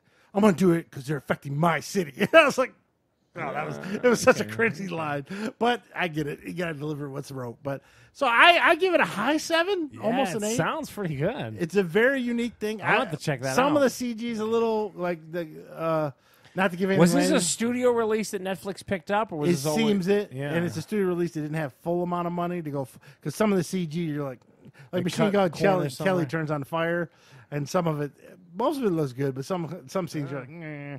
So, but I like when I'm pleasantly surprised on Netflix. When it goes higher than a 6 to me, that's worth watching. It sounds like you've had some decent Netflix this week. The Old Guard back a couple weeks ago with Charlize Theron was pretty good. Yeah. And this is probably on the same level. And then you like the Rob Schnider and the Rob Schnider wasn't bad. So, yes. And Unwell is probably better if I watch more episodes. So, there we go. That's my Netflix adventure this week. So, that's only like 3 hours worth of stuff. So when people tell me where do I get this time, it's only 3 hours worth of stuff I watched. But then I spent some time on UFC 3 for the PlayStation 4. I played UFC 1. And is Bill or Charles, have either one of you played the first one? I played the first one. You bought me the first one, I want to say years ago. Those games are hard to do, man. Yes. It is very complicated and convoluted, and it is nowhere close to anything kind of intuitive. BV, did you play one? No. Yeah, no. So in the first one, and that's why I quit playing them after the first one, to do the ground game, you get to the ground, you got to do quarter circle with the right analog stick. It's tough, dude. And you got to do it's like a harsh fighting game, but like a lot more intense. So the good news is in this latest third one, now the fourth one's coming out in a couple weeks. That's why I thought I'd get the third one for cheap, which I did. Yeah. The ground game's much easier. So it's like a circle. You got the right analog stick, and you just press it left or right, and you'll It's kind move of controlling limbs kind of thing? Not even control limbs. It's just kind of like a release thing. So you hold L1, it'll be like half guard, full guard, get out. Okay. So it's much, much easier than it was 2 versions ago. So I like that a lot. They at least picked up on the fight. This is hard to control. Yeah, and then the other thing, like if you're fighting... At some point, like I could go learn real jiu-jitsu. Yeah, and if you're fighting, all you have to do is hit L1 and hit right on the right analog stick, and you'll do like a double leg, try to take somebody down. So they've made the grappling much easier than that first one. Now, is it still... It's still a learning curve, don't get me wrong. And like 2 punches are connected to 2 buttons, 2 kicks are to 2 buttons, blocking is R1, blocking low is R2. So there's still a learning curve there. And I didn't get into the meats and potatoes of the game. I did play 3 or 4 fights, but it's still got a little bit there to learn. I say the roster on the roster. Why am I? The roster. The roster on this. This is like a foghorn leghorn over here, BB. Let me tell you something, son. Is pretty impressive on this game. Okay. They have a lot of legends. Dan Severn, Hoist Gracie, all the Silvas. Does Hoist Gracie got the gi on? No, actually, he doesn't. Dana White's a fighter on this. I thought that was pretty funny. Tito Ortiz, Chuck Liddell.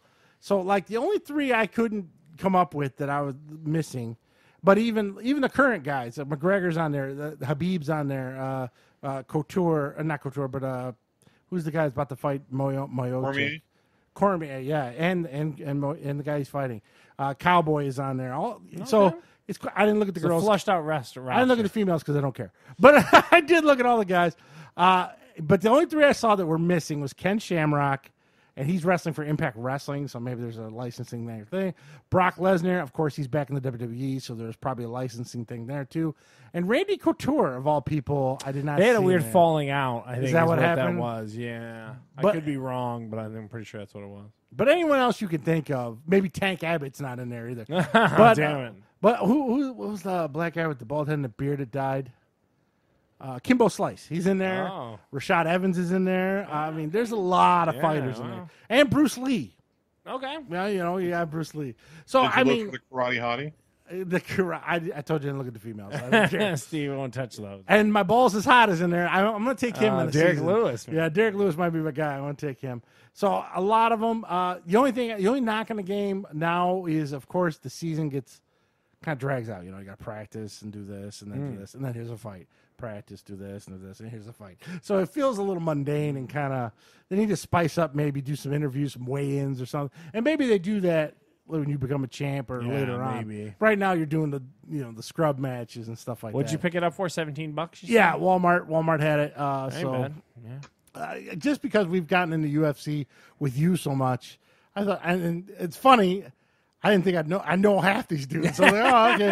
BJ Penn, I know. St. Pierre is in it too. Okay, They got a lot of dudes in it. So they're good. And from what I understand, the 4th version, UFC 4, has less people in it because of contract rights and stuff. So they say actually this roster is bigger than the one that's about to come out. Okay. So I like the game. It's a learning curve, though. It's not a. It's not a as dummy. steep as it was before, but it's still there. Yeah. Like we're fight night. Me, you, and Bill can pick it up, and all 3 of us could have competitive fights. Man, I have fight night forever. UFC, if I play it for a week, you 2 aren't going to touch me. Because I'm going to know how to do everything, and you're going to be like, huh? What the hell? Yeah. But you and Bill might have fun fighting each other because you don't know what you're doing. Yeah. So as it is, a 7, solid 7, I would say. It's really improved over that first one because me and you both played that first one. Dude, I was like, I'm confused as hell right now. Yeah. It's not nowhere close to that one. I think they just had to get much like most games, you just kind of got to get that footing of like, okay, like here's the feedback and kind of one of the things that I think that to the point the video game industry does so well is to listen to that feedback. A perfect series for that is Assassin's Creed. We can go on and on Star about Wars. how things that have iterated where you're like, they actually listen to what the people said and they do a great job. Like the last Battlefront 2 when they had all those microtransactions, they listened to everyone bitch and they took them all out. Yeah, I think from time to time. Sometimes video games they'll just they're screw on off. crack occasionally. Yeah, like the but Call of Duty guys a don't lot give of a fuck. times I would argue that more than most industries, they take that feedback and they learn from it and stuff like that. And I think a lot of it because people vote with their dollars kind of thing too. So great. And this year I feel with no college football video game and Madden being a rinse and repeat from the prior year, I'm kind of looking at other sports games. Okay. And I've tried the basketball, but the basketball, either you find the one money play where you run down and shoot every time you score, or you got to run full the video basketball game of it offense. breaks very quickly. Yeah. Back in the day, me and Bill used to play, and we can go to the hole and dish it out, and it was a lot of fun. And Bill took Mark Price on the Cleveland Cavaliers, scored 72 points shooting threes, or was that me? I can't remember. There's one game as a glitch where you could just shoot with Mark Price every time. But I mean, and those games have kind of gone. Now you got to really know the glitches or just be super good at it. And the hockey, like you've noted, it's gotten so goddamn complicated, which should be a very basic game. So I'm trying to pick up these fringe ones. If USC now, I want to try 2K is making a golf game of all things. I'm not huge into golf, but I do like a good golf video game. And there's some alternative sports. Golf video games are terrible. I just can't get into it. The only one that I kind of got entertained by was I got one of the Tiger Woods where you could do a motion controller with it, and that was kind of fun because it kind of replicated more of a golf move to it. It's just punt meters. Yeah, the problem is the lamest part of Madden over and over again. And then you can obviously EA will nickel and dime you and allow you to like upgrade your ball, upgrade your club, and then you can stick it wherever you want. It's not very good. So now there are some random sports that I don't follow, but I really like the video game version of them.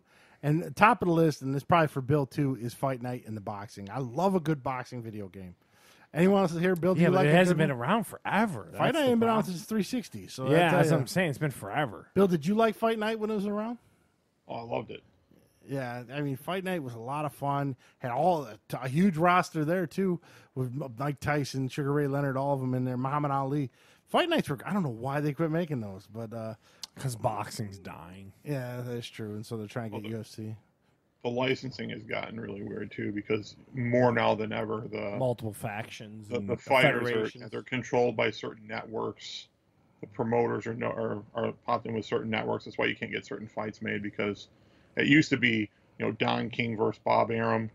Now it's Showtime versus DAZN fighters versus the former HBO fighters. Man, that's where you can catch your DAZN, excuse me, yeah. Or Golden Boy Fighters, which is now connected with ESPN, so it's Top Rank. I was watching Top Rank before you got over here today. In fact, Tessitore does Top Rank on ESPN. Yeah. So he also does Holy Moly. The other one I really liked is tennis. Like a really good tennis video game is a lot of fun. Is it? I think there was one on Dreamcast called Virtual Tennis, and it was me and the guys at Farmer Jack's would play it for hours all the time. Wow. But there's never been one like that since. Okay. So right now I'm going to ask you, Bill, if they came out with a brand new, you had a choice of a really good tennis game, a really good boxing game, or a really good snooker game, which one are you taking? I think in order, boxing, tennis, snooker. I don't know why, and for I already the have life a good of me, snooker. So why doesn't BV just buy a snooker table? How much does a snooker table cost, BV? Well, for starters, it's to get a real snooker table in the U.S. is next to impossible. A snooker table is 12 foot long by 6 foot wide. But okay, so then why not get like a pool table then? It sounds like you want to play pool, like billiards. Because I don't really have a good space to put it, that I'd have ample room to shoot all around it. There's nothing worse when you go to someone's house to play Yeah, You you're go up play against a pool wall. You got that house, shorty and you stick, have to hold man. the stick real high up in the air because you have no room. Didn't Jason and Joey you have to pull that? some little Everyone's short got a stick. shorty stick for the one side. Yeah. Yeah, I wouldn't do it unless I had a really significant space for it. You can clean your basement out. That little base, second level. No, you're never down there. Well, the problem, the big problem with that is the floor's not level. They can So level the table, though, can't they? Yeah, but I don't know how. I mean, that just is the perfect solitary sport. I mean, if you're looking for if you had your own pool table randomly in your house, I'd play pool. I don't even like pool that much if I had a pool table. I'll be honest with you, I wouldn't. Yeah, pool's fun when you. It's fun for about a day, and it's gonna collect laundry the rest of the time. Well, it's down that's there. your house. Your house is a whole other bag of tricks. It's fun to play around with. When I was a teenager, we had a pool table at my parents' house for 3 or 4 years, and I used to play with it all the time. Yeah, that's what You're not doing anything else. Just go, shoot some. It's a great solitary sport. You ever feel I would though think. some of these things in theory are a lot better in theory than like we always say we want a giant arcade or something. And you get this fucking thing and then you won't touch it for a month. Like Brett got that giant Ninja Turtles pinball. And we all played it for like a week and then it just collected that. Like how do you actually play that Galaga? I actually almost every week when I turn it on. Are you serious? Every week when I turn it on. Oh man, I play Gamer 2 almost every week now because I go, oh, let me hit this up. That's the problem with all those arcade one things. You get them and I think they'd be cool for about a week. Yeah, but you got issues with like you and me. If you don't use something every day, you want to send it up on eBay. Yeah, that's true. You got issues with I wanna that. get rid of it. Like, yeah, that's I don't understand. Like, you can't hold on to something for more than like a month. It's gotta go. Yeah, but meanwhile, your house is just full of shit. Yeah, it's the weirdest hypocrisy I've ever seen in my life. Not my shit. So if you don't use a pool table for a month, so you'd be like, I'm thinking about putting that up on Craigslist. Like, what the hell? We got an air hockey table in our basement. I haven't seen it in 7 years. It's But covered in even air crap. hockey, you need someone else to play with. Yeah. Pool, you literally need no one. You can play 9-ball by yourself all the time. Yeah, that's true. I think it would be a really good investment for BV, would be my argument. But Make it one of those little ones that fit on a kitchen table. yeah. It's just like Bubble Boy. Bubble Boy would be great, but how often would you But you actually need play? 2 people for Bubble Boy. Pool is a completely solitary game if you could do it right. Yeah, so is masturbating. Wow. It's much cheaper. Yeah, But you don't No, use that, but you I keep fully- that all the time. You gotta get rid of that thing. I fully intend to get a pool table, some sort of a pool or snooker table, and when I finally get out of this house and go to another house. Dude, buy that shit used, man. Buy that shit used for sure. Well, How many pool halls are going out of business? They got to be all over the Dude, they place. gotta be on pool. Because the there's problem some with Steve out there that bought it 6 months ago. I gotta get rid of this thing. Yes, perfect. Hello. What you Yeah, gonna the problem with snooker tables is you have to have most of the time you have to have them shipped from overseas. But I think that a true pool table's gotta translate to snooker. It doesn't, is what you're telling me? You can make it work. It's a much smaller scale. Yeah, but I'm saying like what I'm saying is your daily BV downstairs Minnesota fat style has got to translate to when you finally get on a snooker table. It's got to translate. So you're not going to play snooker on a billiard table, but like it's got, you know what I They mean? do Like make, so you can get an 8 or an. that's which like is, the playing larger like I table. don't know horse every day. It's got to translate to basketball, right? At some point. To a certain degree, yeah. But you can get now. They do make like you can get like the larger pool tables that are 8 or 9 foot long. You can get those that'll have a snooker set that goes with it. It's not quite the same. It's a smaller scale, but you can still play snooker on the table. You need a hobby, BV. We're trying to tell you, here's your hobby. God damn it. Okay. All right. We're going to come over a weekend. We're going to clear out your basement. You're going to get a pool table. That's what we're going to do. We're gonna make a snooker table from scratch. Yeah. I mean, Going to what the Home hell? Depot, It get just some doesn't- felt and some wood. Dude, you got to pop for a pool table, BV, at some point. Bill's like, all right. Okay. It's a hobby I never wanted to The do. next time we come over to your house, you better see a pool table in that basement. So All right. speaking of hobbies and addictions, Charles, what have you been addicted to this week? Just goddamn I sure. like that segue. Yeah, well, Steve's working on it. He's finally calmed down his voice. He's back to normal levels. Yeah, I'm hot from the fucking wine. Yeah, it's hot. We're all buzzed up on the bad Snoop wine. So I didn't even want wine, to just talk gotta about it. finally I say just it. already brought it up earlier with Mark Cuban. I can't get enough of this goddamn Shark Tank. I don't know what it is about quarantine in this show has gotten me. One of Joe Bartlett's favorite, R.I.P. Joe. R.I.P. He was right, man. This show is so goddamn good. I can't get enough of it. My whole family's watching this shit. We all do too. Like Holly, Michelle, and I. Dude, it is amazing. It's just one of those ones where you're flipping through on a weekend, and you hit it, and then 4 hours later you get off it. And now here's the problem: Hulu has all of them, so I'm literally just like on Hulu with it on. What do you got, BV? I was just gonna ask you if there's a place where you can go back and watch, because I've never actually seen a full episode of the show. Isn't it now like it is so compelling? The live episodes are on like CNBC or something. Yeah, right? well, so they give the streaming rights to like newer seasons on CSNBC or CN, whatever it is, CNBC. So they only have seasons 11 that have recently aired, and then 9 and 10 CNBC must have the rights to. So they're not on there, but 8 through 1 are on Hulu. And I mean, I also don't realize how many, to your point, I've already seen on CNBC. I cannot say enough good things about Shark Tank.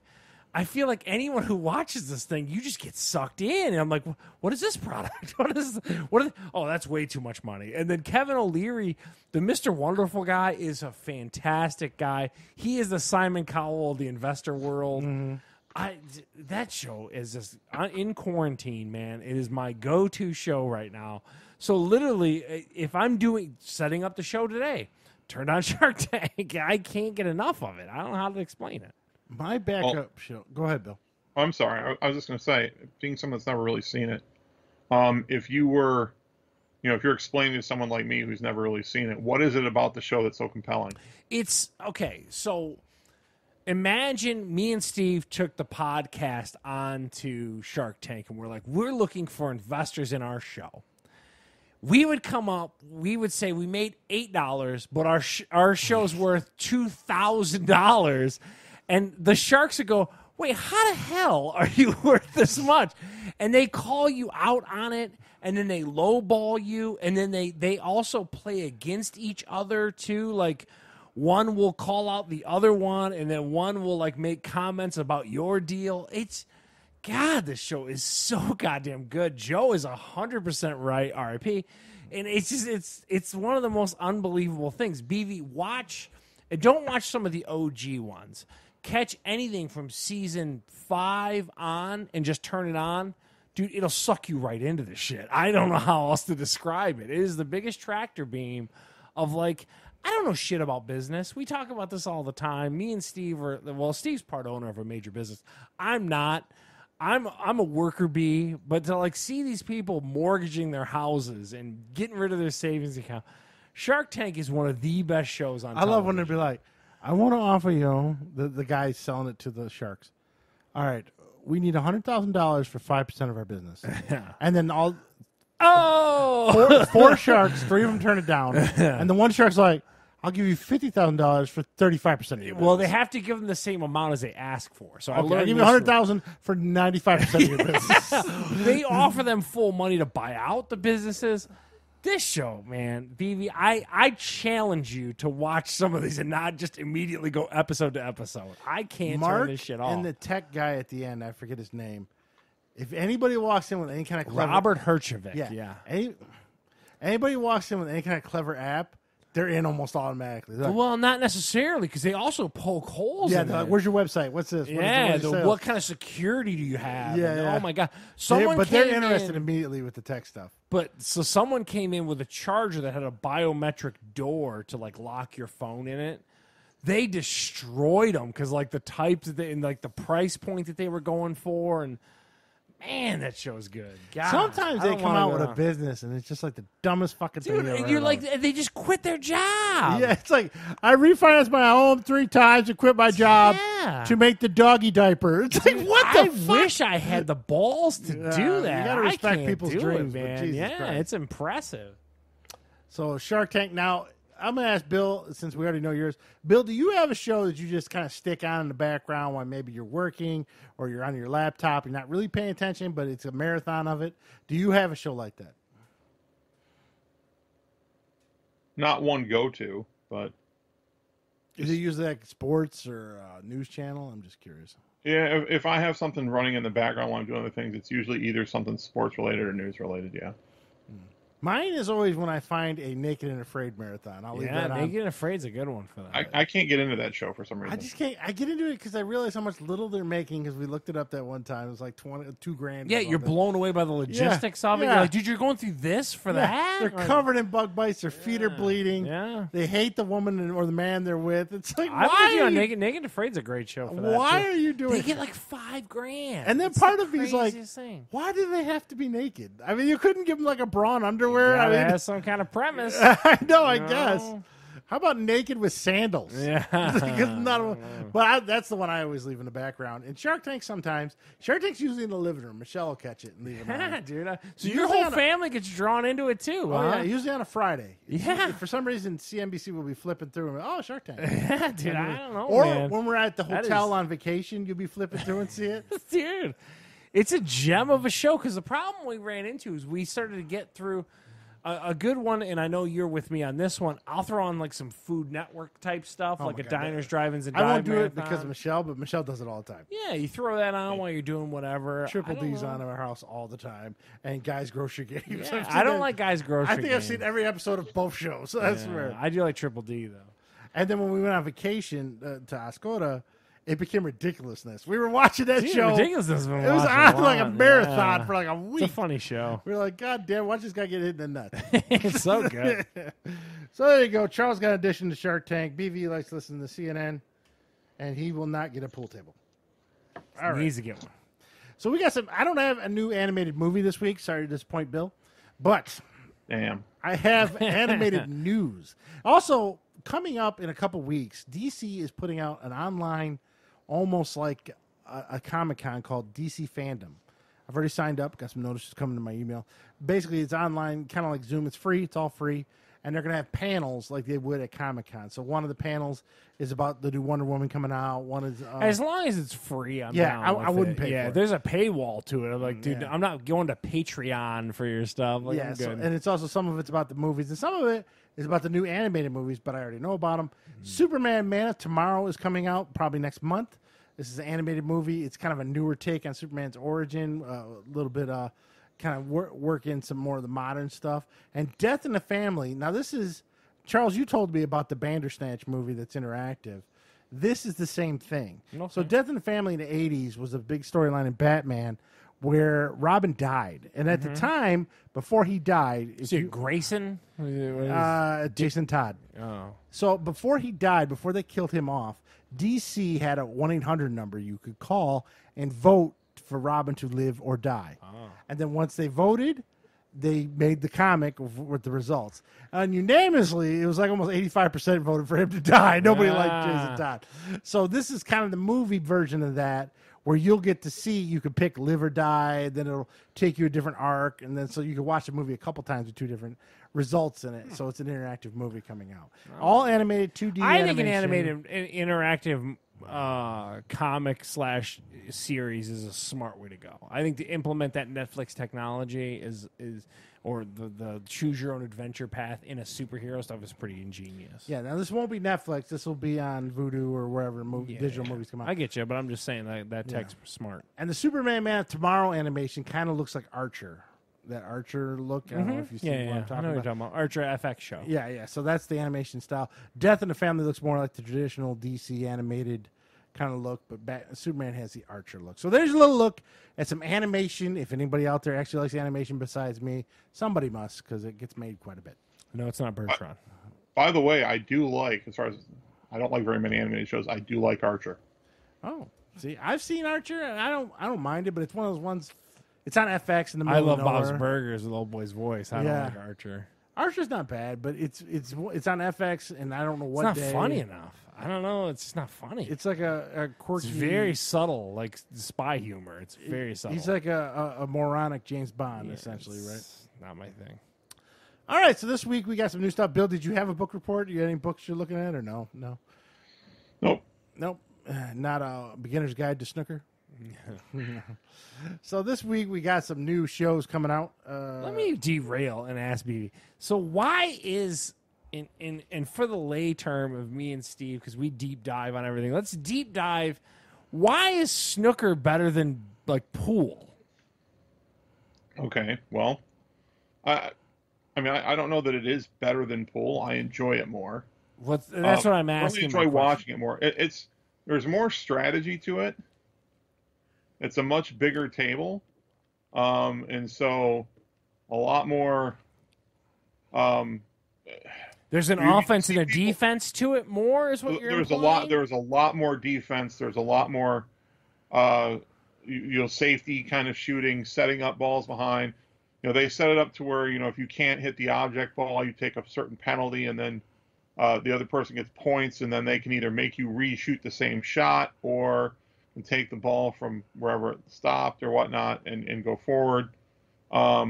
If you take pool, like regular 8-ball and 9-ball, but then change the concept where you incorporate balls of a certain color that have certain point values and a certain way that they have to be sequenced, and then make it a lot more strategic and make the overall shooting more complicated, just because size of table and whatnot.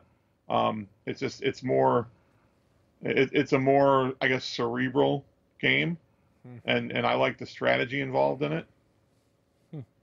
So. What you don't know about snooker is you can break your stick across your opponent's head while you shoot. You didn't know that, did you? Battle snooker. Battle snooker. It's only in Australia that way. The English version is a little different. I'm way into battle snooker. Yeah. You can crack them right in the back of the legs, and they're not allowed to retaliate. If they retaliate, they lose 3 points. So then what, I guess, and to go down the rabbit hole with BV, like, why do you think that snooker is big overseas and pool or like standard billiard pool here is bigger? What is your theory on why one is different than the other?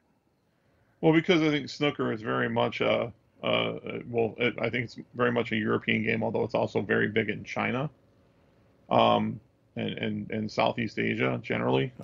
Trump's going to ban it. But TikTok and snooker, got to get the hell out of it. Part of it is that the table, I think part of it is the table being so large, and it's a little bit more, it's not as, like, the balls don't have numbers on them. They're not striped solids. It's not the kind of game that I think you would just play at the bar with some random person. I think 8-ball and 9-ball is much more conducive to your everyday, your everyman American, bar game or amusement. I think it's a little bit. I can imagine it would take a little bit more, and I've never played it because it's basically impossible to find around here. But I think it would take people far more time and effort to really understand it and to be able to play it properly. And there's a lot more nuance than there is an 8 and 9 ball. And just for whatever reason, you don't see it here. So that's another reason. It's extremely popular in Europe. But you never, I looked for it. I was even looking at the BBC America channels trying to see if they would cover it, because BBC's covered the entire World Championships that I've been watching this week. And you just don't see it here. And if I hadn't come across it... They don't stream it to YouTube or nothing? I'm surprised that doesn't happen. Well, not live. Basically, I watch it shortly after and kind of follow along with it, maybe on a delay, frame by frame. But... yeah, you don't see it here, so it's not. And if I hadn't gone down the rabbit hole one day and just happened to run into it on YouTube, I wouldn't have the first damn clue what it is. So, what's your take, Steve? Side note: Bill's balls have numbers on them. Just so you know, 1 and 2. 1 and 2. My take is he should have stuck with Australian rules football. I still watch that too. At least that's entertaining. I don't know about this. And there's a lot of Australian rules football on TV right now. Listen, bar sports are just not entertaining to me. They're fun to play when you're at a bar, or you were way down like a darts rabbit hole for a while. That wasn't me. That was Bert. You were down a whole thing. I remember you guys didn't had watch darts it. and shit. I played darts. I didn't fucking watch it. You were down a whole rabbit hole. Did you buy darts? Yeah, they were Red Dog bottles. Like little darts. Yeah, yes. No, I never actually bought any darts. That was a $9 commitment. And then he put them all on eBay a week later. Yeah, no, they broke. They were cheap pieces of shit. No, the dart thing was big with Bert. So Bert knows. He had to be to the club at 7 p.m. So, and Frankie's again, where I was drinking my Long Island iced teas, there's no one in the bar at 7 p.m., and Bill knows this, because we had to secure a table, because Bert had to have a table to be his headquarters for where he's bringing his hose to. You know? Oh, okay. So what Home are you base. what are you going to do in a bar? Nobody in there, and the DJ's not even there yet. You're going to shoot darts because you have nothing else to do. And they had dart boards. They had 5 of them at Frankie's. So that's majority of the time. The other thing that Frankie's had was NFL Blitz. I played a lot of that there.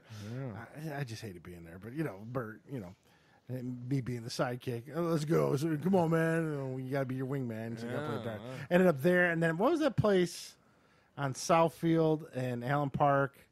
Had that guy, Boomers. It's out of business now.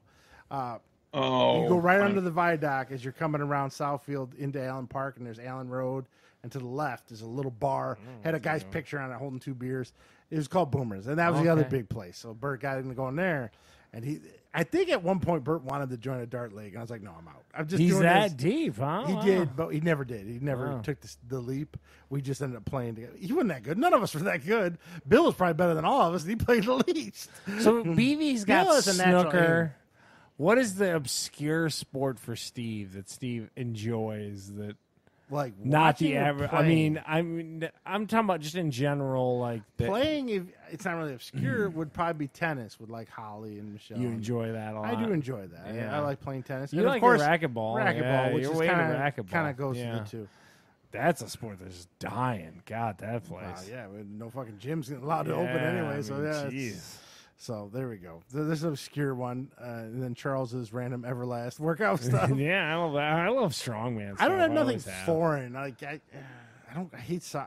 I would love to see live in person a sumo event. I would love to see that. I mean, it's not as good as you think though, because like sumo's very quick. Like it's not. Have you go down a YouTube rabbit hole about sumo? It's the pageantry of it's amazing, but the matches are like really. If you really want to, like Greco-Roman wrestling is more entertaining than sumo. Again, though, it would be something you see once in person. Like baseball, I don't like baseball, but going that first baseball trip to Tiger Stadium or whatever, seeing the game there, that's an experience. So, I could say I saw how many people on this planet get to say they saw a live sumo event? Not many. So, I get you. I would also love to see, just because I want to see how the crowd reacts post-COVID, where everyone can go, a live professional wrestling event in Japan, because they're weird when they watch. Describe the behavior. They're dead quiet, and when something cool happens, they all. You just want to sit in that. I want to be like.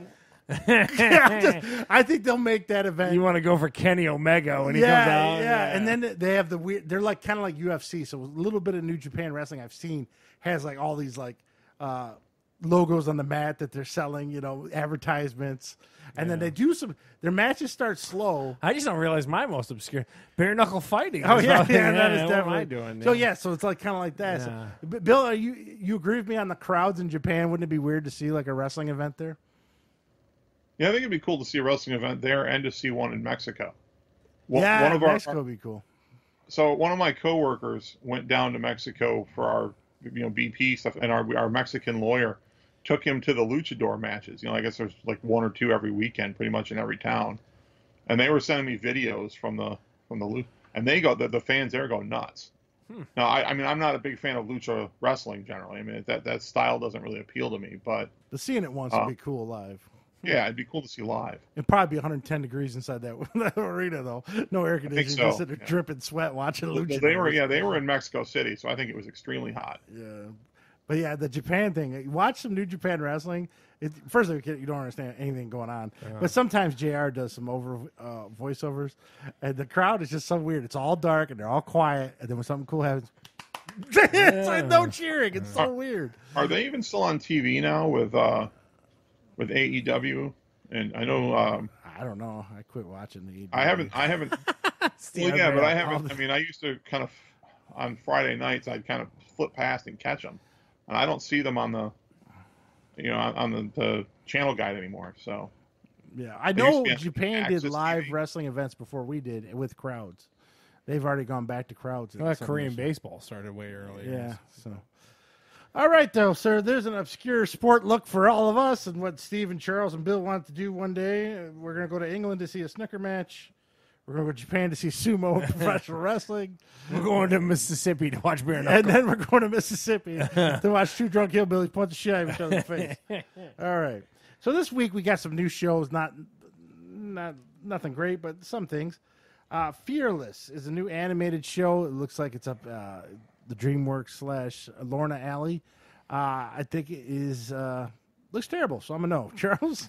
I'm a no. I'm a no and a what. I don't know what it is either, so I'm a no and a what. You'll probably see it later this week when Lorna turns it on. Okay, great. And Bill? No and what? All right. Now, the one and only Ivan comes to Disney Plus. This is an animated movie where Sam Rockwell plays an animated gorilla. Gorilla, I think it gets on the loose and takes off as long as they don't do what they did to that gorilla in Cincinnati. I'm a no. I'm good on this one. Charles?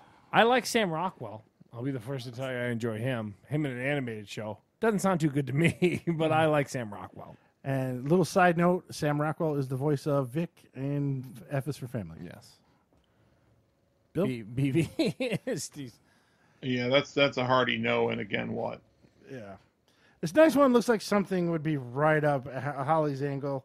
It looks like early 20-year-olds, Chemical Hearts. Two kids going to college that end up in drama and then end up falling in love.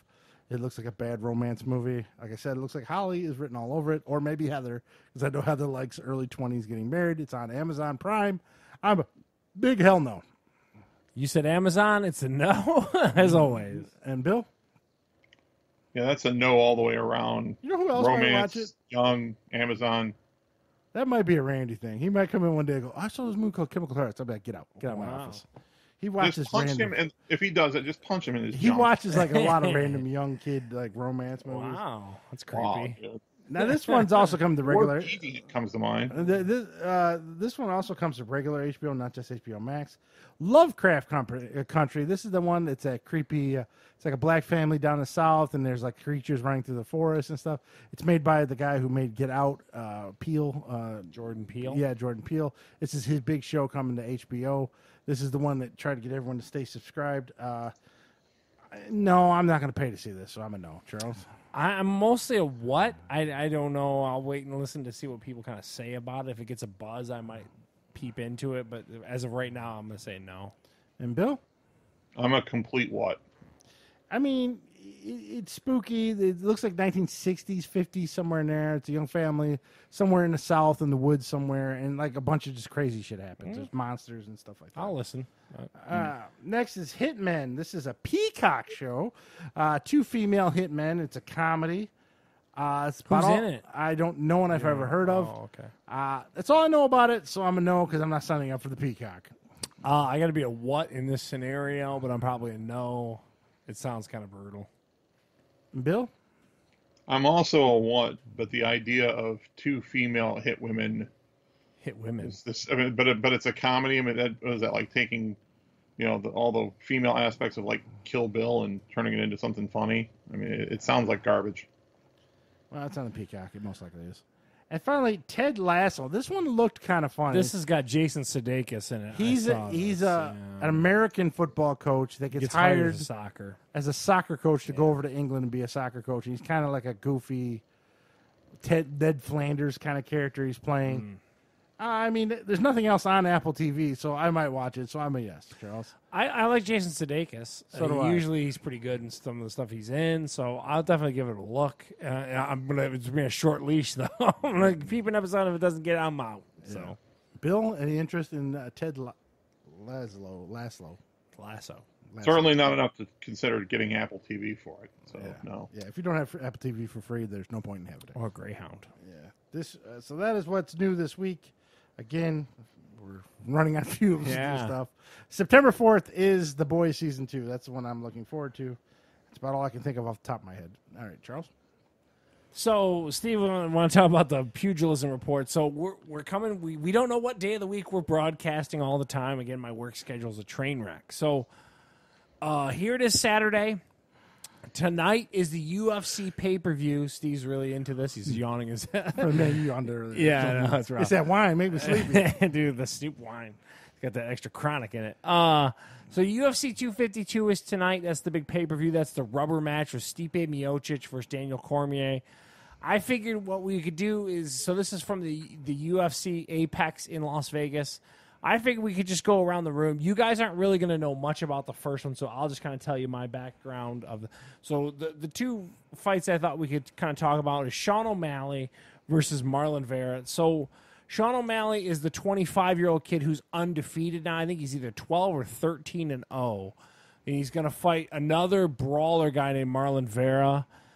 I think he's going to win this one again. I think he's going to go to like a 14-15-0, and then he's going to finally drop one, is what I think is going to happen. He's got heavy hands for a scrawny white kid. Is the UFC promoting this guy? Yes, big time. He will lose. Okay. Marlon Vera is going to win. I think he's going to get this one, is what I think is going to happen. And then they're going to finally push him really high up on the card. He's going to drop, is what I think is going to happen.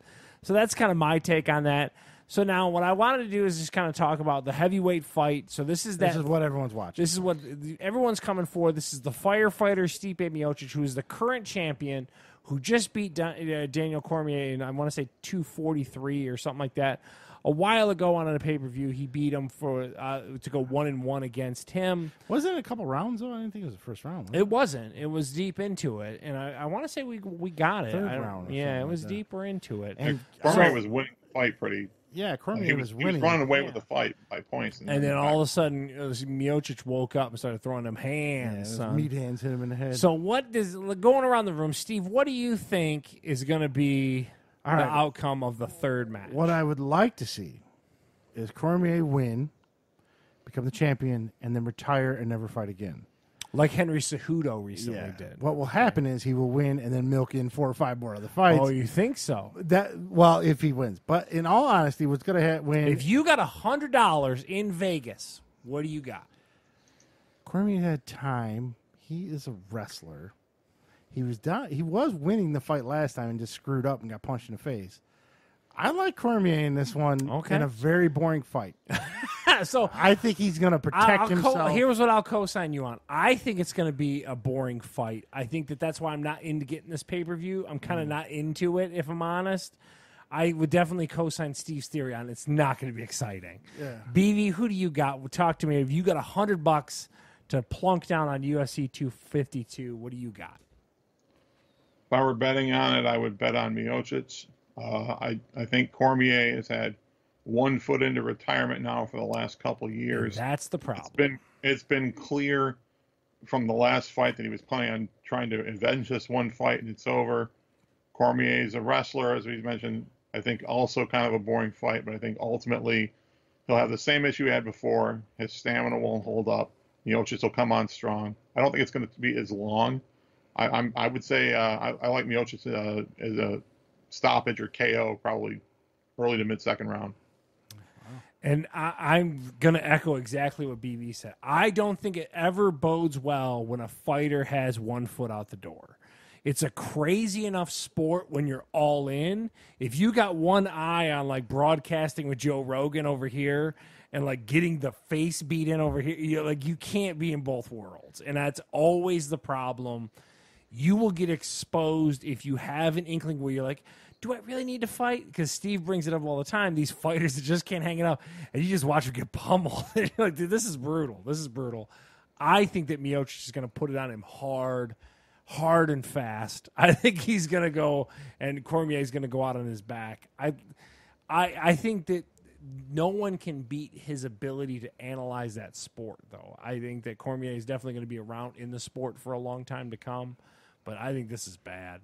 I think this is going to be a real one-sided fight, in my 2 cents. Well, hopefully he learned from the last fight.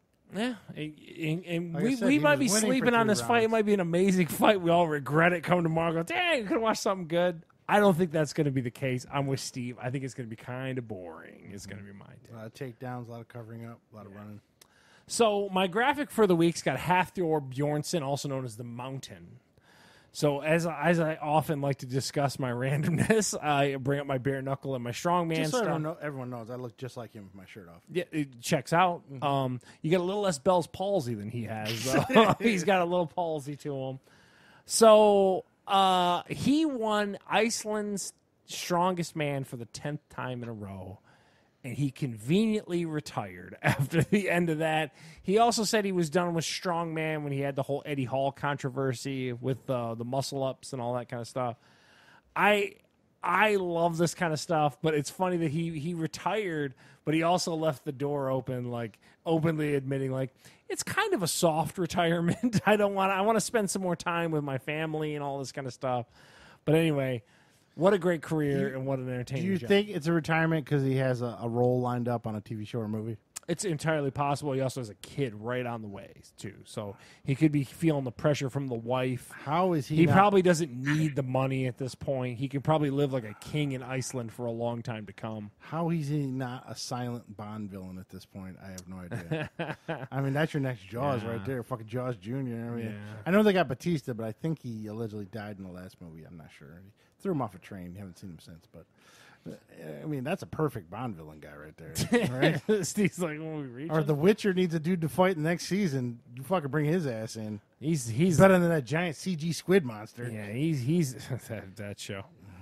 He's crazy. It's just a physical man is just unbelievable. Like his size and everything about him. Like he's just a nut. I don't know what piece of Iceland they carved him out of or whatever. Does he speak good English or is he kind of broken? He's got some palsy to him. He legit style has Bell's palsy, and like that's where he gets the paralyzation on the one side of his face and stuff. So he can speak English. It's just he drags down kind of like that JR thing. I mean, he's got a legit health issue and stuff like that. So, anyway.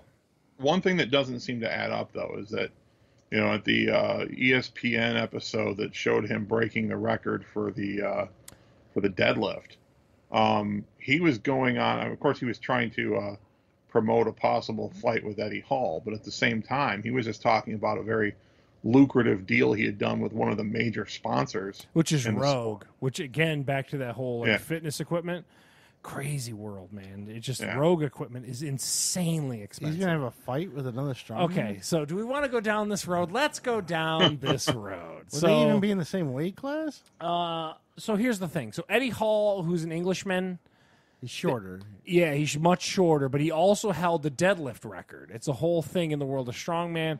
Anyway, what is it, 2-3 years ago in the World's Strongest Man, there was a weird thing in what's, I don't know the terms, and I wish Wiggs was here with me because he'd explain, like, in the lift, there's a weird way when they push up that they oddly, like, double pump with their knees. And when they do that, that's considered a cheat.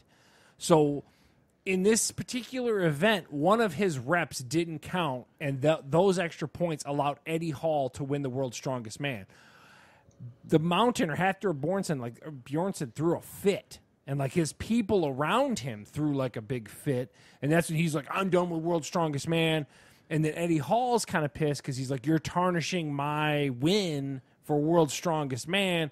So then they kind of spun this into like they're going to do a boxing match, and that's how that kind of all comes to be. They're supposed to fight September of next year or something like that. Put him on the Tyson card.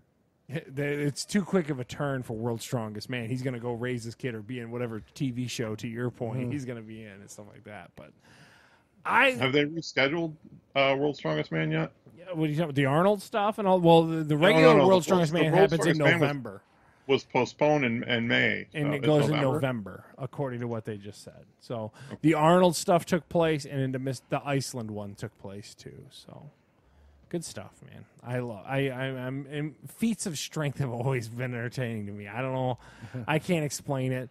Steroids are rampant. I don't care. It's what we talked about when I liked the West Side Barbell stuff. Steroids are not. What they're doing is insane. I don't care what anyone says. Steroids are for recovery. It's just nuts. I love it. All right, so there we go. A little deep dive into snooker and the World's Strongest Man today. Bergeron's got to be turning us off big time. He's zoned out. Well, he's in New York, so he's all right. Oh. He's fishing with his son. Oh, quite outdoorsy. So next up, we got some news. And I couldn't find a lot of interesting stuff, but three things. Now, Charles, you're familiar with the Batman Arkham series? Correct, yeah. If not one of very well thought of games. Rocksteady's the developer. People love them. The best games, period, not just superhero games. You're going to give it like all the way around best game. Solid, especially that first one. No one saw it coming. Great even game. To this day, like even the Samurai game I just played, it borrows some from the fighting system in the Batman, which came out. It's a genre-changing type game. Yeah, so a lot of games with fighting in it has changed to that. Because back in the day, fighting was just mash. Now it's more of a flow, a block, that a parry, targeting system, which was all introduced in Batman. It wasn't around before then. And so they've influenced quite a bit. First of all, you can get the Arkham games for like a nickel on every platform. Oh my God, I think you can get it on a 1998 Android phone. Remastered them 22 times. You can get them. You can put them on a toaster right now. They love those games, and rightfully so. They're good games. So now they made Batman Arkham Origins, which wasn't Rocksteady. It was another studio that made that. Now, Batman Origins is a good game, but when it was released, it had a lot of bugs to it. So it kind of got a bad rep, even though the bugs were fixed later on in patches. You know, once you come out with that many bugs, you get a bad rep. Still a good game. That is the actual studio that's making this next one called Suicide Squad. So it's not Rocksteady doing the Suicide Squad. No, I think they work hand in hand with Rocksteady, but they're not fully Rocksteady. So Rocksteady, and this is going to be covered on the DC Fandom event that I was talking about earlier. And basically, you're going to be the Suicide Squad, which you're familiar with because it's a movie, right? Yep. So, and your job is to kill Superman and the Justice League. So that's a very interesting take. So I don't know how the hell they're going to do that, but good luck on them. But that's all that's been released so far on it. There's supposed to be a lot more when this Fandom comes out. I'll know a lot more. Are you intrigued by this news? Where does your They got my $60. I'll give it to them. I'll play a shit out of that game. I'll be honest right now. I like that game. I like those developers. They do a great game, and like I said, and hey, man, I'm not Batman again. At least they changed it up. You know, that's one thing I've always complained. It's like a Batman fucking again. Yeah. Can we get Superman, Wonder Woman, anybody? So here you are. You're going to be different characters. Most likely Harley Quinn, Deadshot, Killer Croc. The ones that were in the movie are probably going to be in that, and it'll probably tie a little bit into the new movie coming out for Suicide Squad 2. So I'm very psyched for that. I love anything comic book based. Charles doesn't, but there you go. Now, Charles, in the tech world, a game much similar to Batman Arkham that can play on everything, your toilet, your phone, your Game I think Boy. the cameras in the studio can play Fortnite. I mean, Fortnite is literally on every device that has any kind of internet connection. You can play Fortnite on everything. Yeah. I mean, PC, it doesn't matter. So Fortnite is also on Apple, iTunes, the iTunes Store and the Google Play Store. Yeah. So what those two stores do is they take a 30% cut. Okay. So Fortnite is free, but if you want that cool, recently, the packs and the season packs. And matter of fact, starting this week, there is a Batman pack they have where you can be Joker, Batman, all them others. Yeah. You got to pay $10, I think it is. And but when out of that $10, if you buy it on Apple or Google, they'll take 30% out of that. So you know. Epic, who makes Fortnite, is only getting $7 instead of the $10. So what Epic did, and I don't know if you've read up on this yet, they offered in-game, hey, if you buy this Batman pack or skins from our store, not through the app, and pop a code we'll give you a 20% discount. Yeah. Well, there's a link inside the game. You press the link, it takes them to the Epic website. You buy the stuff, and then it gives you to the game.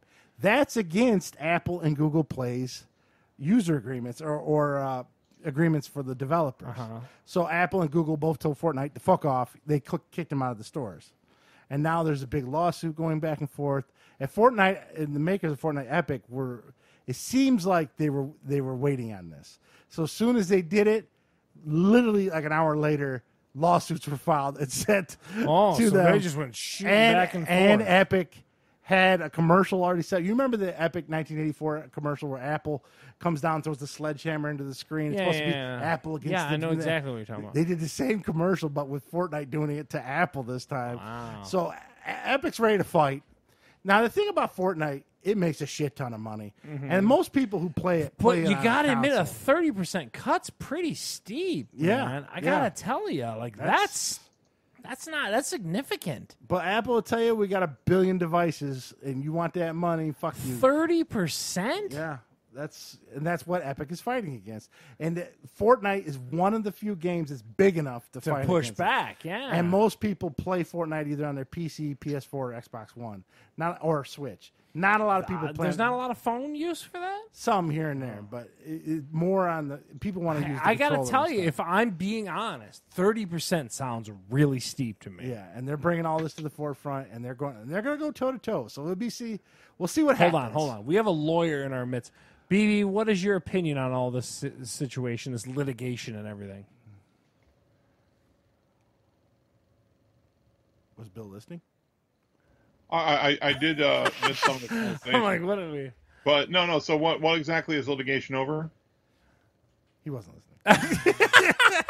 I heard you talking about 30% being too much, but I think I missed the litigation. So if you have a game on Apple, iTunes, or whatever else, and you sell in-game currency, you have to give a 30% cut to Apple. So if you sell $10 worth of shit, you got to give $3 to Apple automatically. So what's happening is Fortnite and Epic are fighting against that and don't want that big of a share. They'll probably want to settle for like a 10% cut or a 5% cut, but 30 is just too high for them, and they're trying to tell them to fuck off. Well, it kind of depends on it's tough to say. It depends on whatever agreement they may have. If they're using Apple's platform to sell these, add-ons or whatever that Apple wants a particular cut of, then as long as Apple's not violating any specific agreements that they already have, then they can probably charge whatever they want. It's just a matter of whether Epic is willing to take that kind of a haircut to be on their platform. Is there already litigation involved here, or are they just having a both sides? Yeah. Both sides fired off, is what Steve was saying. Yeah, both sides. Well, Apple and Google aren't suing them. Apple and Google just kicked them off.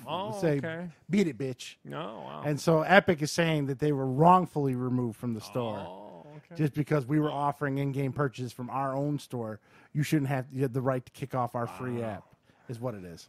What is Steve's opinion? Where are you at on it?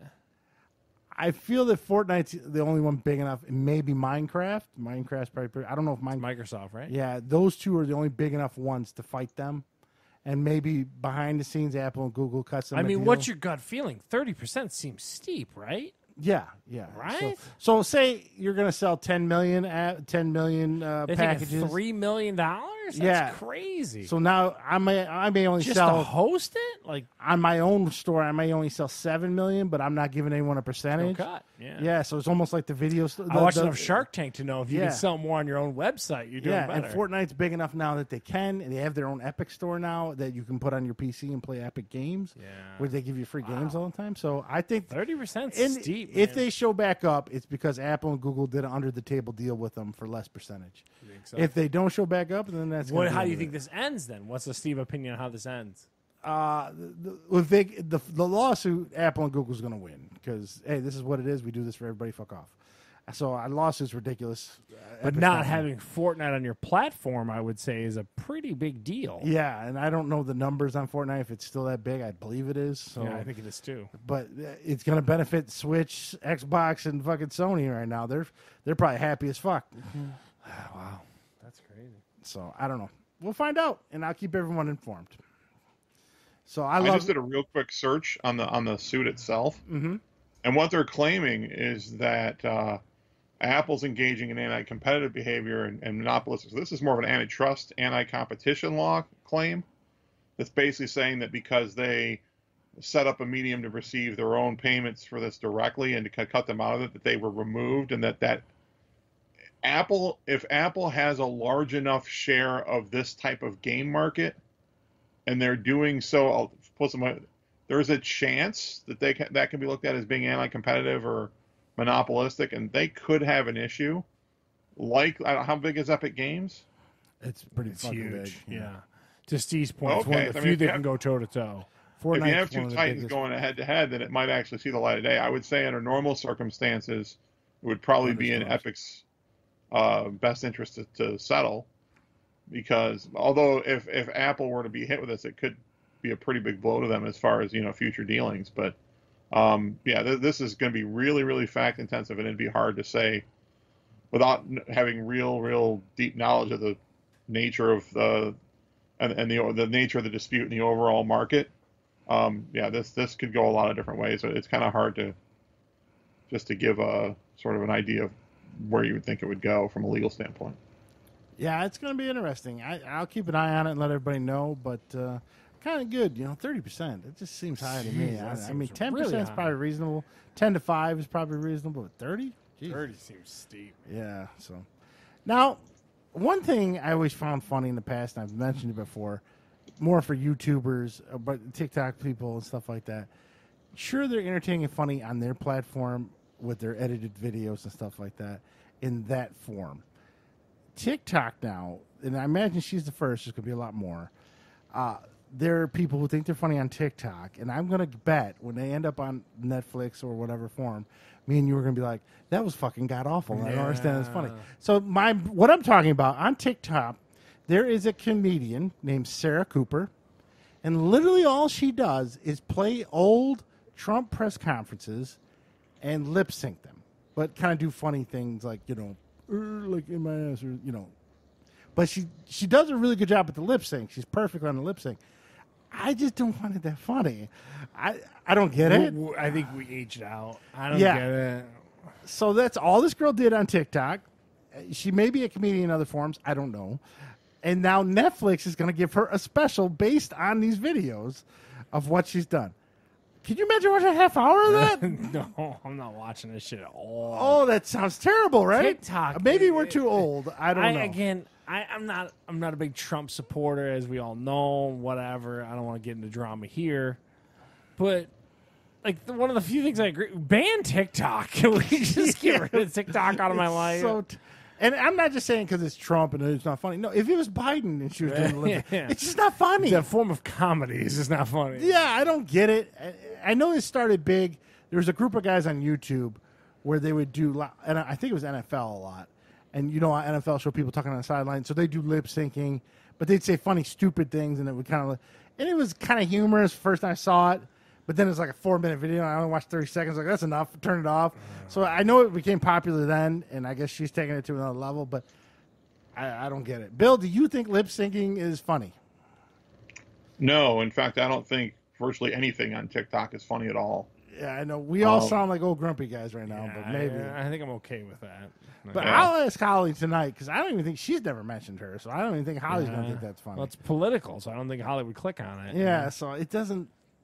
I don't get it. Anyways, so that's it for the news. Not a lot of news. I just really wanted to cover that Fortnite thing. That was pretty important. Like I said, there's a DC Fandom coming next week, so we'll get to talk about that, and we'll see all the things that come out this week, because, there's always good news coming.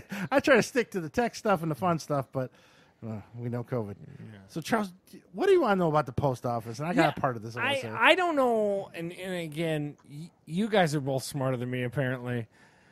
So Trump is going after the Postal Service because he's convinced that somehow the Democrats can use it as a weapon, and he doesn't want to let people mail in votes. But my question to you guys is, don't Republicans do absentee votes too? I don't understand. Can you guys, and again, you guys watch some different stuff than I do. I don't understand this weird attack on the Postal Service. Granted, the Postal Service is antiquated. I think with it, 95% of the stuff I get in the Postal Service is just junk, and I think that if they stop delivering mail but once a week, I think I'd be okay with it. Yeah. I'm not, but then again, I'm not an old person who relies on it for their medications and all this kind of stuff. Yeah.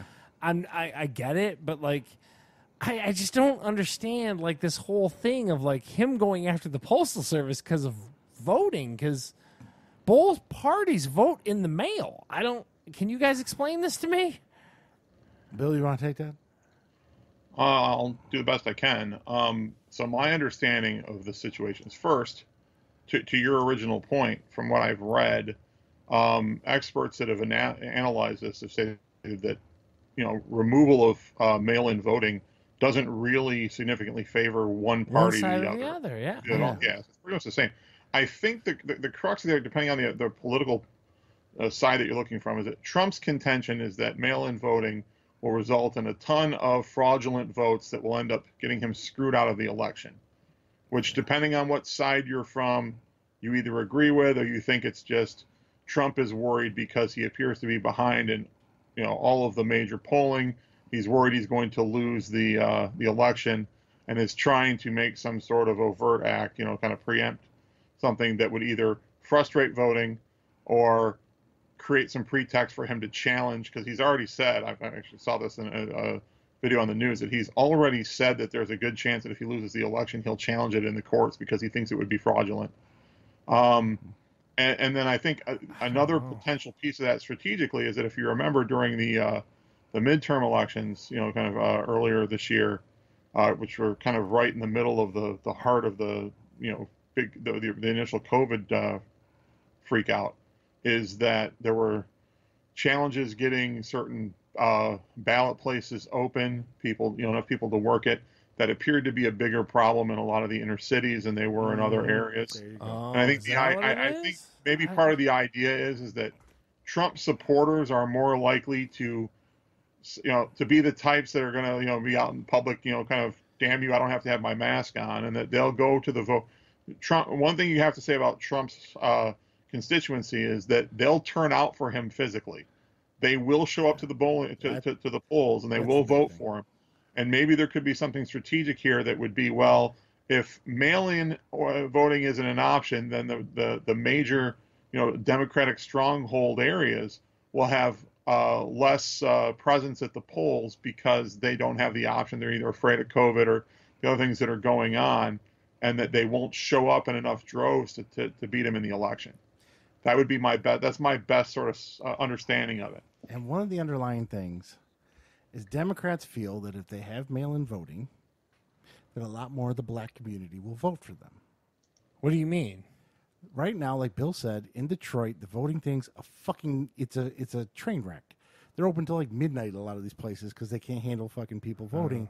So now you add COVID in. So now half the black community is not going to show up to begin with. It's going to be a clusterfuck. So they feel if they can vote by mail, more black people will vote by mail.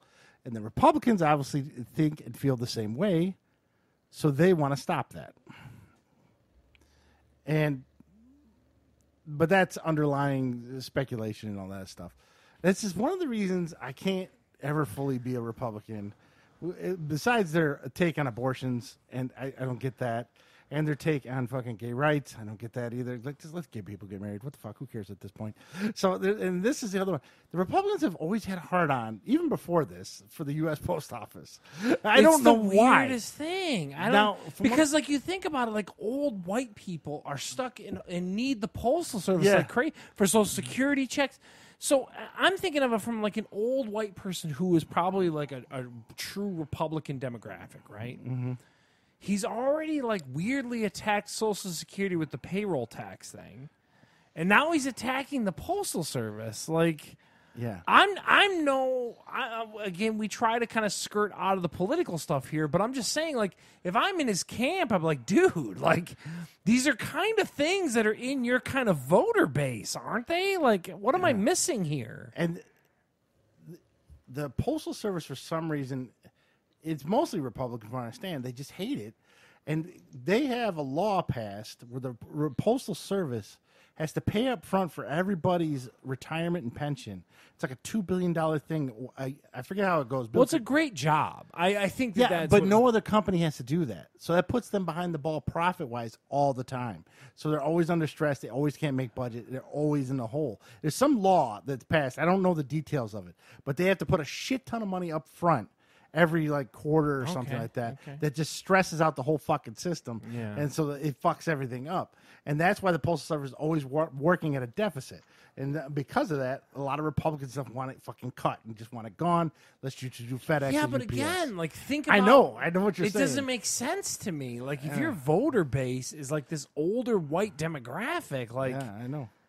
Well, they're going to claim, well, just fucking FedEx it to you or something. Yeah, I guess. I have a feeling FedEx and UPS has a lot of money in Republican pockets. Like, get rid of this fucking U.S. Post Office stuff. I don't know, man. Bill, do you know what I'm talking about? That law that was passed? Any idea what I'm talking about? Am I crazy? I don't think so. But yeah, they put I want to say this was 2006. Yeah.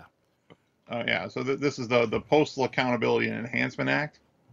They required them to create a fund to pay the cost of its health care into the future. And I think the idea with that is because it is technically considered to be a government job, but they wanted to avoid the government. They didn't want to have to bail out the pension fund. So that's part. I know historically that one of the issues that conservatives, Republicans have had, and I don't look at, I distinguish that always from Trump's version of republicanism because it's very different, is that a significant contingent of the Republicans historically have thought that the postal service should be privatized, and that as a government agency, it sort of kind of works against this idea of smaller government because it's sort of what they consider to be just a burden to government budgets, and that it's not something that needs to be a service that needs to be provided publicly.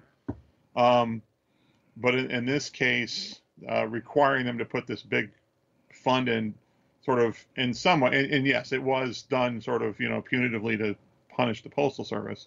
But I think the reason behind it is that it creates a situation that makes them much less likely to be insolvent in their pension obligations and have the government have to bail them out. Because in this particular case, if they were to become insolvent with their health care costs for their legacy employees, the government would be responsible to take care of that, at least to a certain degree. And if they were able, I think with using the government laws, could probably get around most of it, but it'd be a PR nightmare for whatever government was in power at the time it happened. And 2006 was George Bush still, right? 2006, yes, that was the second. They fucking hate the post office. I don't know why. Yeah. They put that law in effect, which fucked up the post office. Now when you get a couple cent raise on your stamps, you know why. I'm trying to understand. Like I said, like it seems to me that like you're attacking what you would make an argument as like a voter base for you. I don't understand. If Grandma was alive, she always voted Republican, and she would mail in. So yeah, well, you joked today. I got my thing today that said, "Do you want to mail in your vote?" I got that thing that they query ahead of time. I'm not going in person because no one's ever at my voting place. I'm going in person just because it's probably a great time to go in person this year. I've never had to wait ever once in any election where I'm at. But I know in Detroit it's a clusterfuck. You want some good stories? If you get a chance, and this is one of the stories on the way to Kentucky. Talk to Dad about volunteering at a voters. Yeah. You'll be amazed we count anything. They're all fucking idiots. Yeah. It's pretty funny, some of the stories he has. You'll get a good laugh out of all of those. Yeah. So yeah, there you go. The US Post Office, Republican hates them, and it wasn't computing with me. I don't understand. Logically, don't. Well, I mean, I'm telling you what the theory is. Along with what Bill said, they feel that there'll be more black vote if we make mail in easier to do, more access and easy to do. There'll be way more black vote. That's crazy. And they know the black vote will go to the Democrats. Wow. I do think this particular situation, the current situation, is more Trump driven than it is Republican. Because again, I think that this is not your grandmother's Republican Party by any stretch. This appears to me to be some sort of an attempt to manipulate the situation. I think at its core, it's creating a pretext to challenge an election if it doesn't go his way. And that's one problem I've had with him is the whole time he's in office, he's worried about campaigning for the next run. Yeah, will you stop and just focus on other shit? That's what you're supposed to do. Yeah, I mean, and that's one of the things that. And again, let's not go into whatever it is and all, but like, what has he accomplished of what he said he was going to? Like, what is... Well, Republicans, and only because of who I work with, I can give you a list. What's a for example? Well, just recently he signed in a bill to help reduce prices on all pharmaceuticals, all prescriptions and stuff like that. It's supposed to be a big reduction in drug fees. Well, that's a good news. I mean, why isn't that brought up? Did he signed a bill or he created an executive order? I don't know off the top of my head. You can find out probably. It was just recently, so it should be pretty soon. It's supposed to help reduce. But like he didn't campaign on like bringing down pharmaceutical costs, did he? No. So what I'm saying is, he did campaign on jobs and unemployment rates, and he did campaign on that. The black unemployment rate before COVID was very low. Oh. The job market was good. The stock market was good. He did campaign on all that, and the only thing really they say he didn't really accomplish, the diehard fans, not me. The wall is really the major thing. But that was a big thing he went after. Yeah. He also inherited a very positive, directed economy Yeah. And so a number, I mean, I don't want to. Well, that's what the Democrats would tell you. But Joe a number Biden of the was in things charge that of he's that. taking credit for really aren't his doing. Yeah, and then they'll say that Joe Biden was the one to help recover the economy under Obama, and that's what they're going to do a lot in this thing. All right. Well, anyway, I know more about politics than I ever wanted to know because of who I work with. The Postal Service one, to me, I'm like, am I missing? Like, isn't this ever both sides are voting over the, but whatever. Yeah, who knows? I don't think voter fraud is nearly as rampant as each side claims it is, but whatever. I don't know. Start putting it out there. Then there's people in Florida I can't figure out how to. But then talk to Dad. You might think it's not voter fraud, just incompetence. Yeah. So I don't know. All right, that's going to wrap us up in our long podcast. Speaking of which, did you check out the time that Joe Rogan talked to Post Malone? No. That was a 3-hour podcast. I only made about an hour, and I was like, they were just talking gibberish and weird shit. Because they were like high on mushrooms. Yeah, so they were talking about whatever came to mind. It was like, wow, this is a weird podcast. But of course, you can catch us on Fat Guys. Did he go to Spotify yet? Let me ask the question there. Not till September. Yeah. I think his shows are on Spotify, but his new shows will start airing live on Spotify. That's what I'm asking. Yeah. He had an episode where he explained everything, but yeah, there's a great episode. I think it's with him and I want to say Bill Burr, where they're explaining rights on podcasts and people trying to buy them from you and how they want almost like Shark Tank, where they're going to take percentages and rape these young actors, young comedians, and stuff like that. So, but anyways, now back to our podcast with just a little less listeners than Joe Rogan. Just a couple less. Yeah. So you can go to fatguyslittlepodcast.com. You can also go to Apple iTunes, Google Play, and Spotify, actually, and Pandora. And we're on the Joe Rogan platform. Yeah, and Facebook, but not for the first 10 minutes because we had no audio. And, of course, go to that YouTube channel. Give us a like. Give us a subscribe. We haven't gotten any in a while, so let's chop on that, people. All right. And then that's all I got. Anything else for you guys? BB, you got anything? No, that's it. And if anyone out there has a snooker table they want to donate to Bill, BB needs a snooker table. Send it to Chicago, Illinois. So until next week, this is Steve. And Charles. Catch you.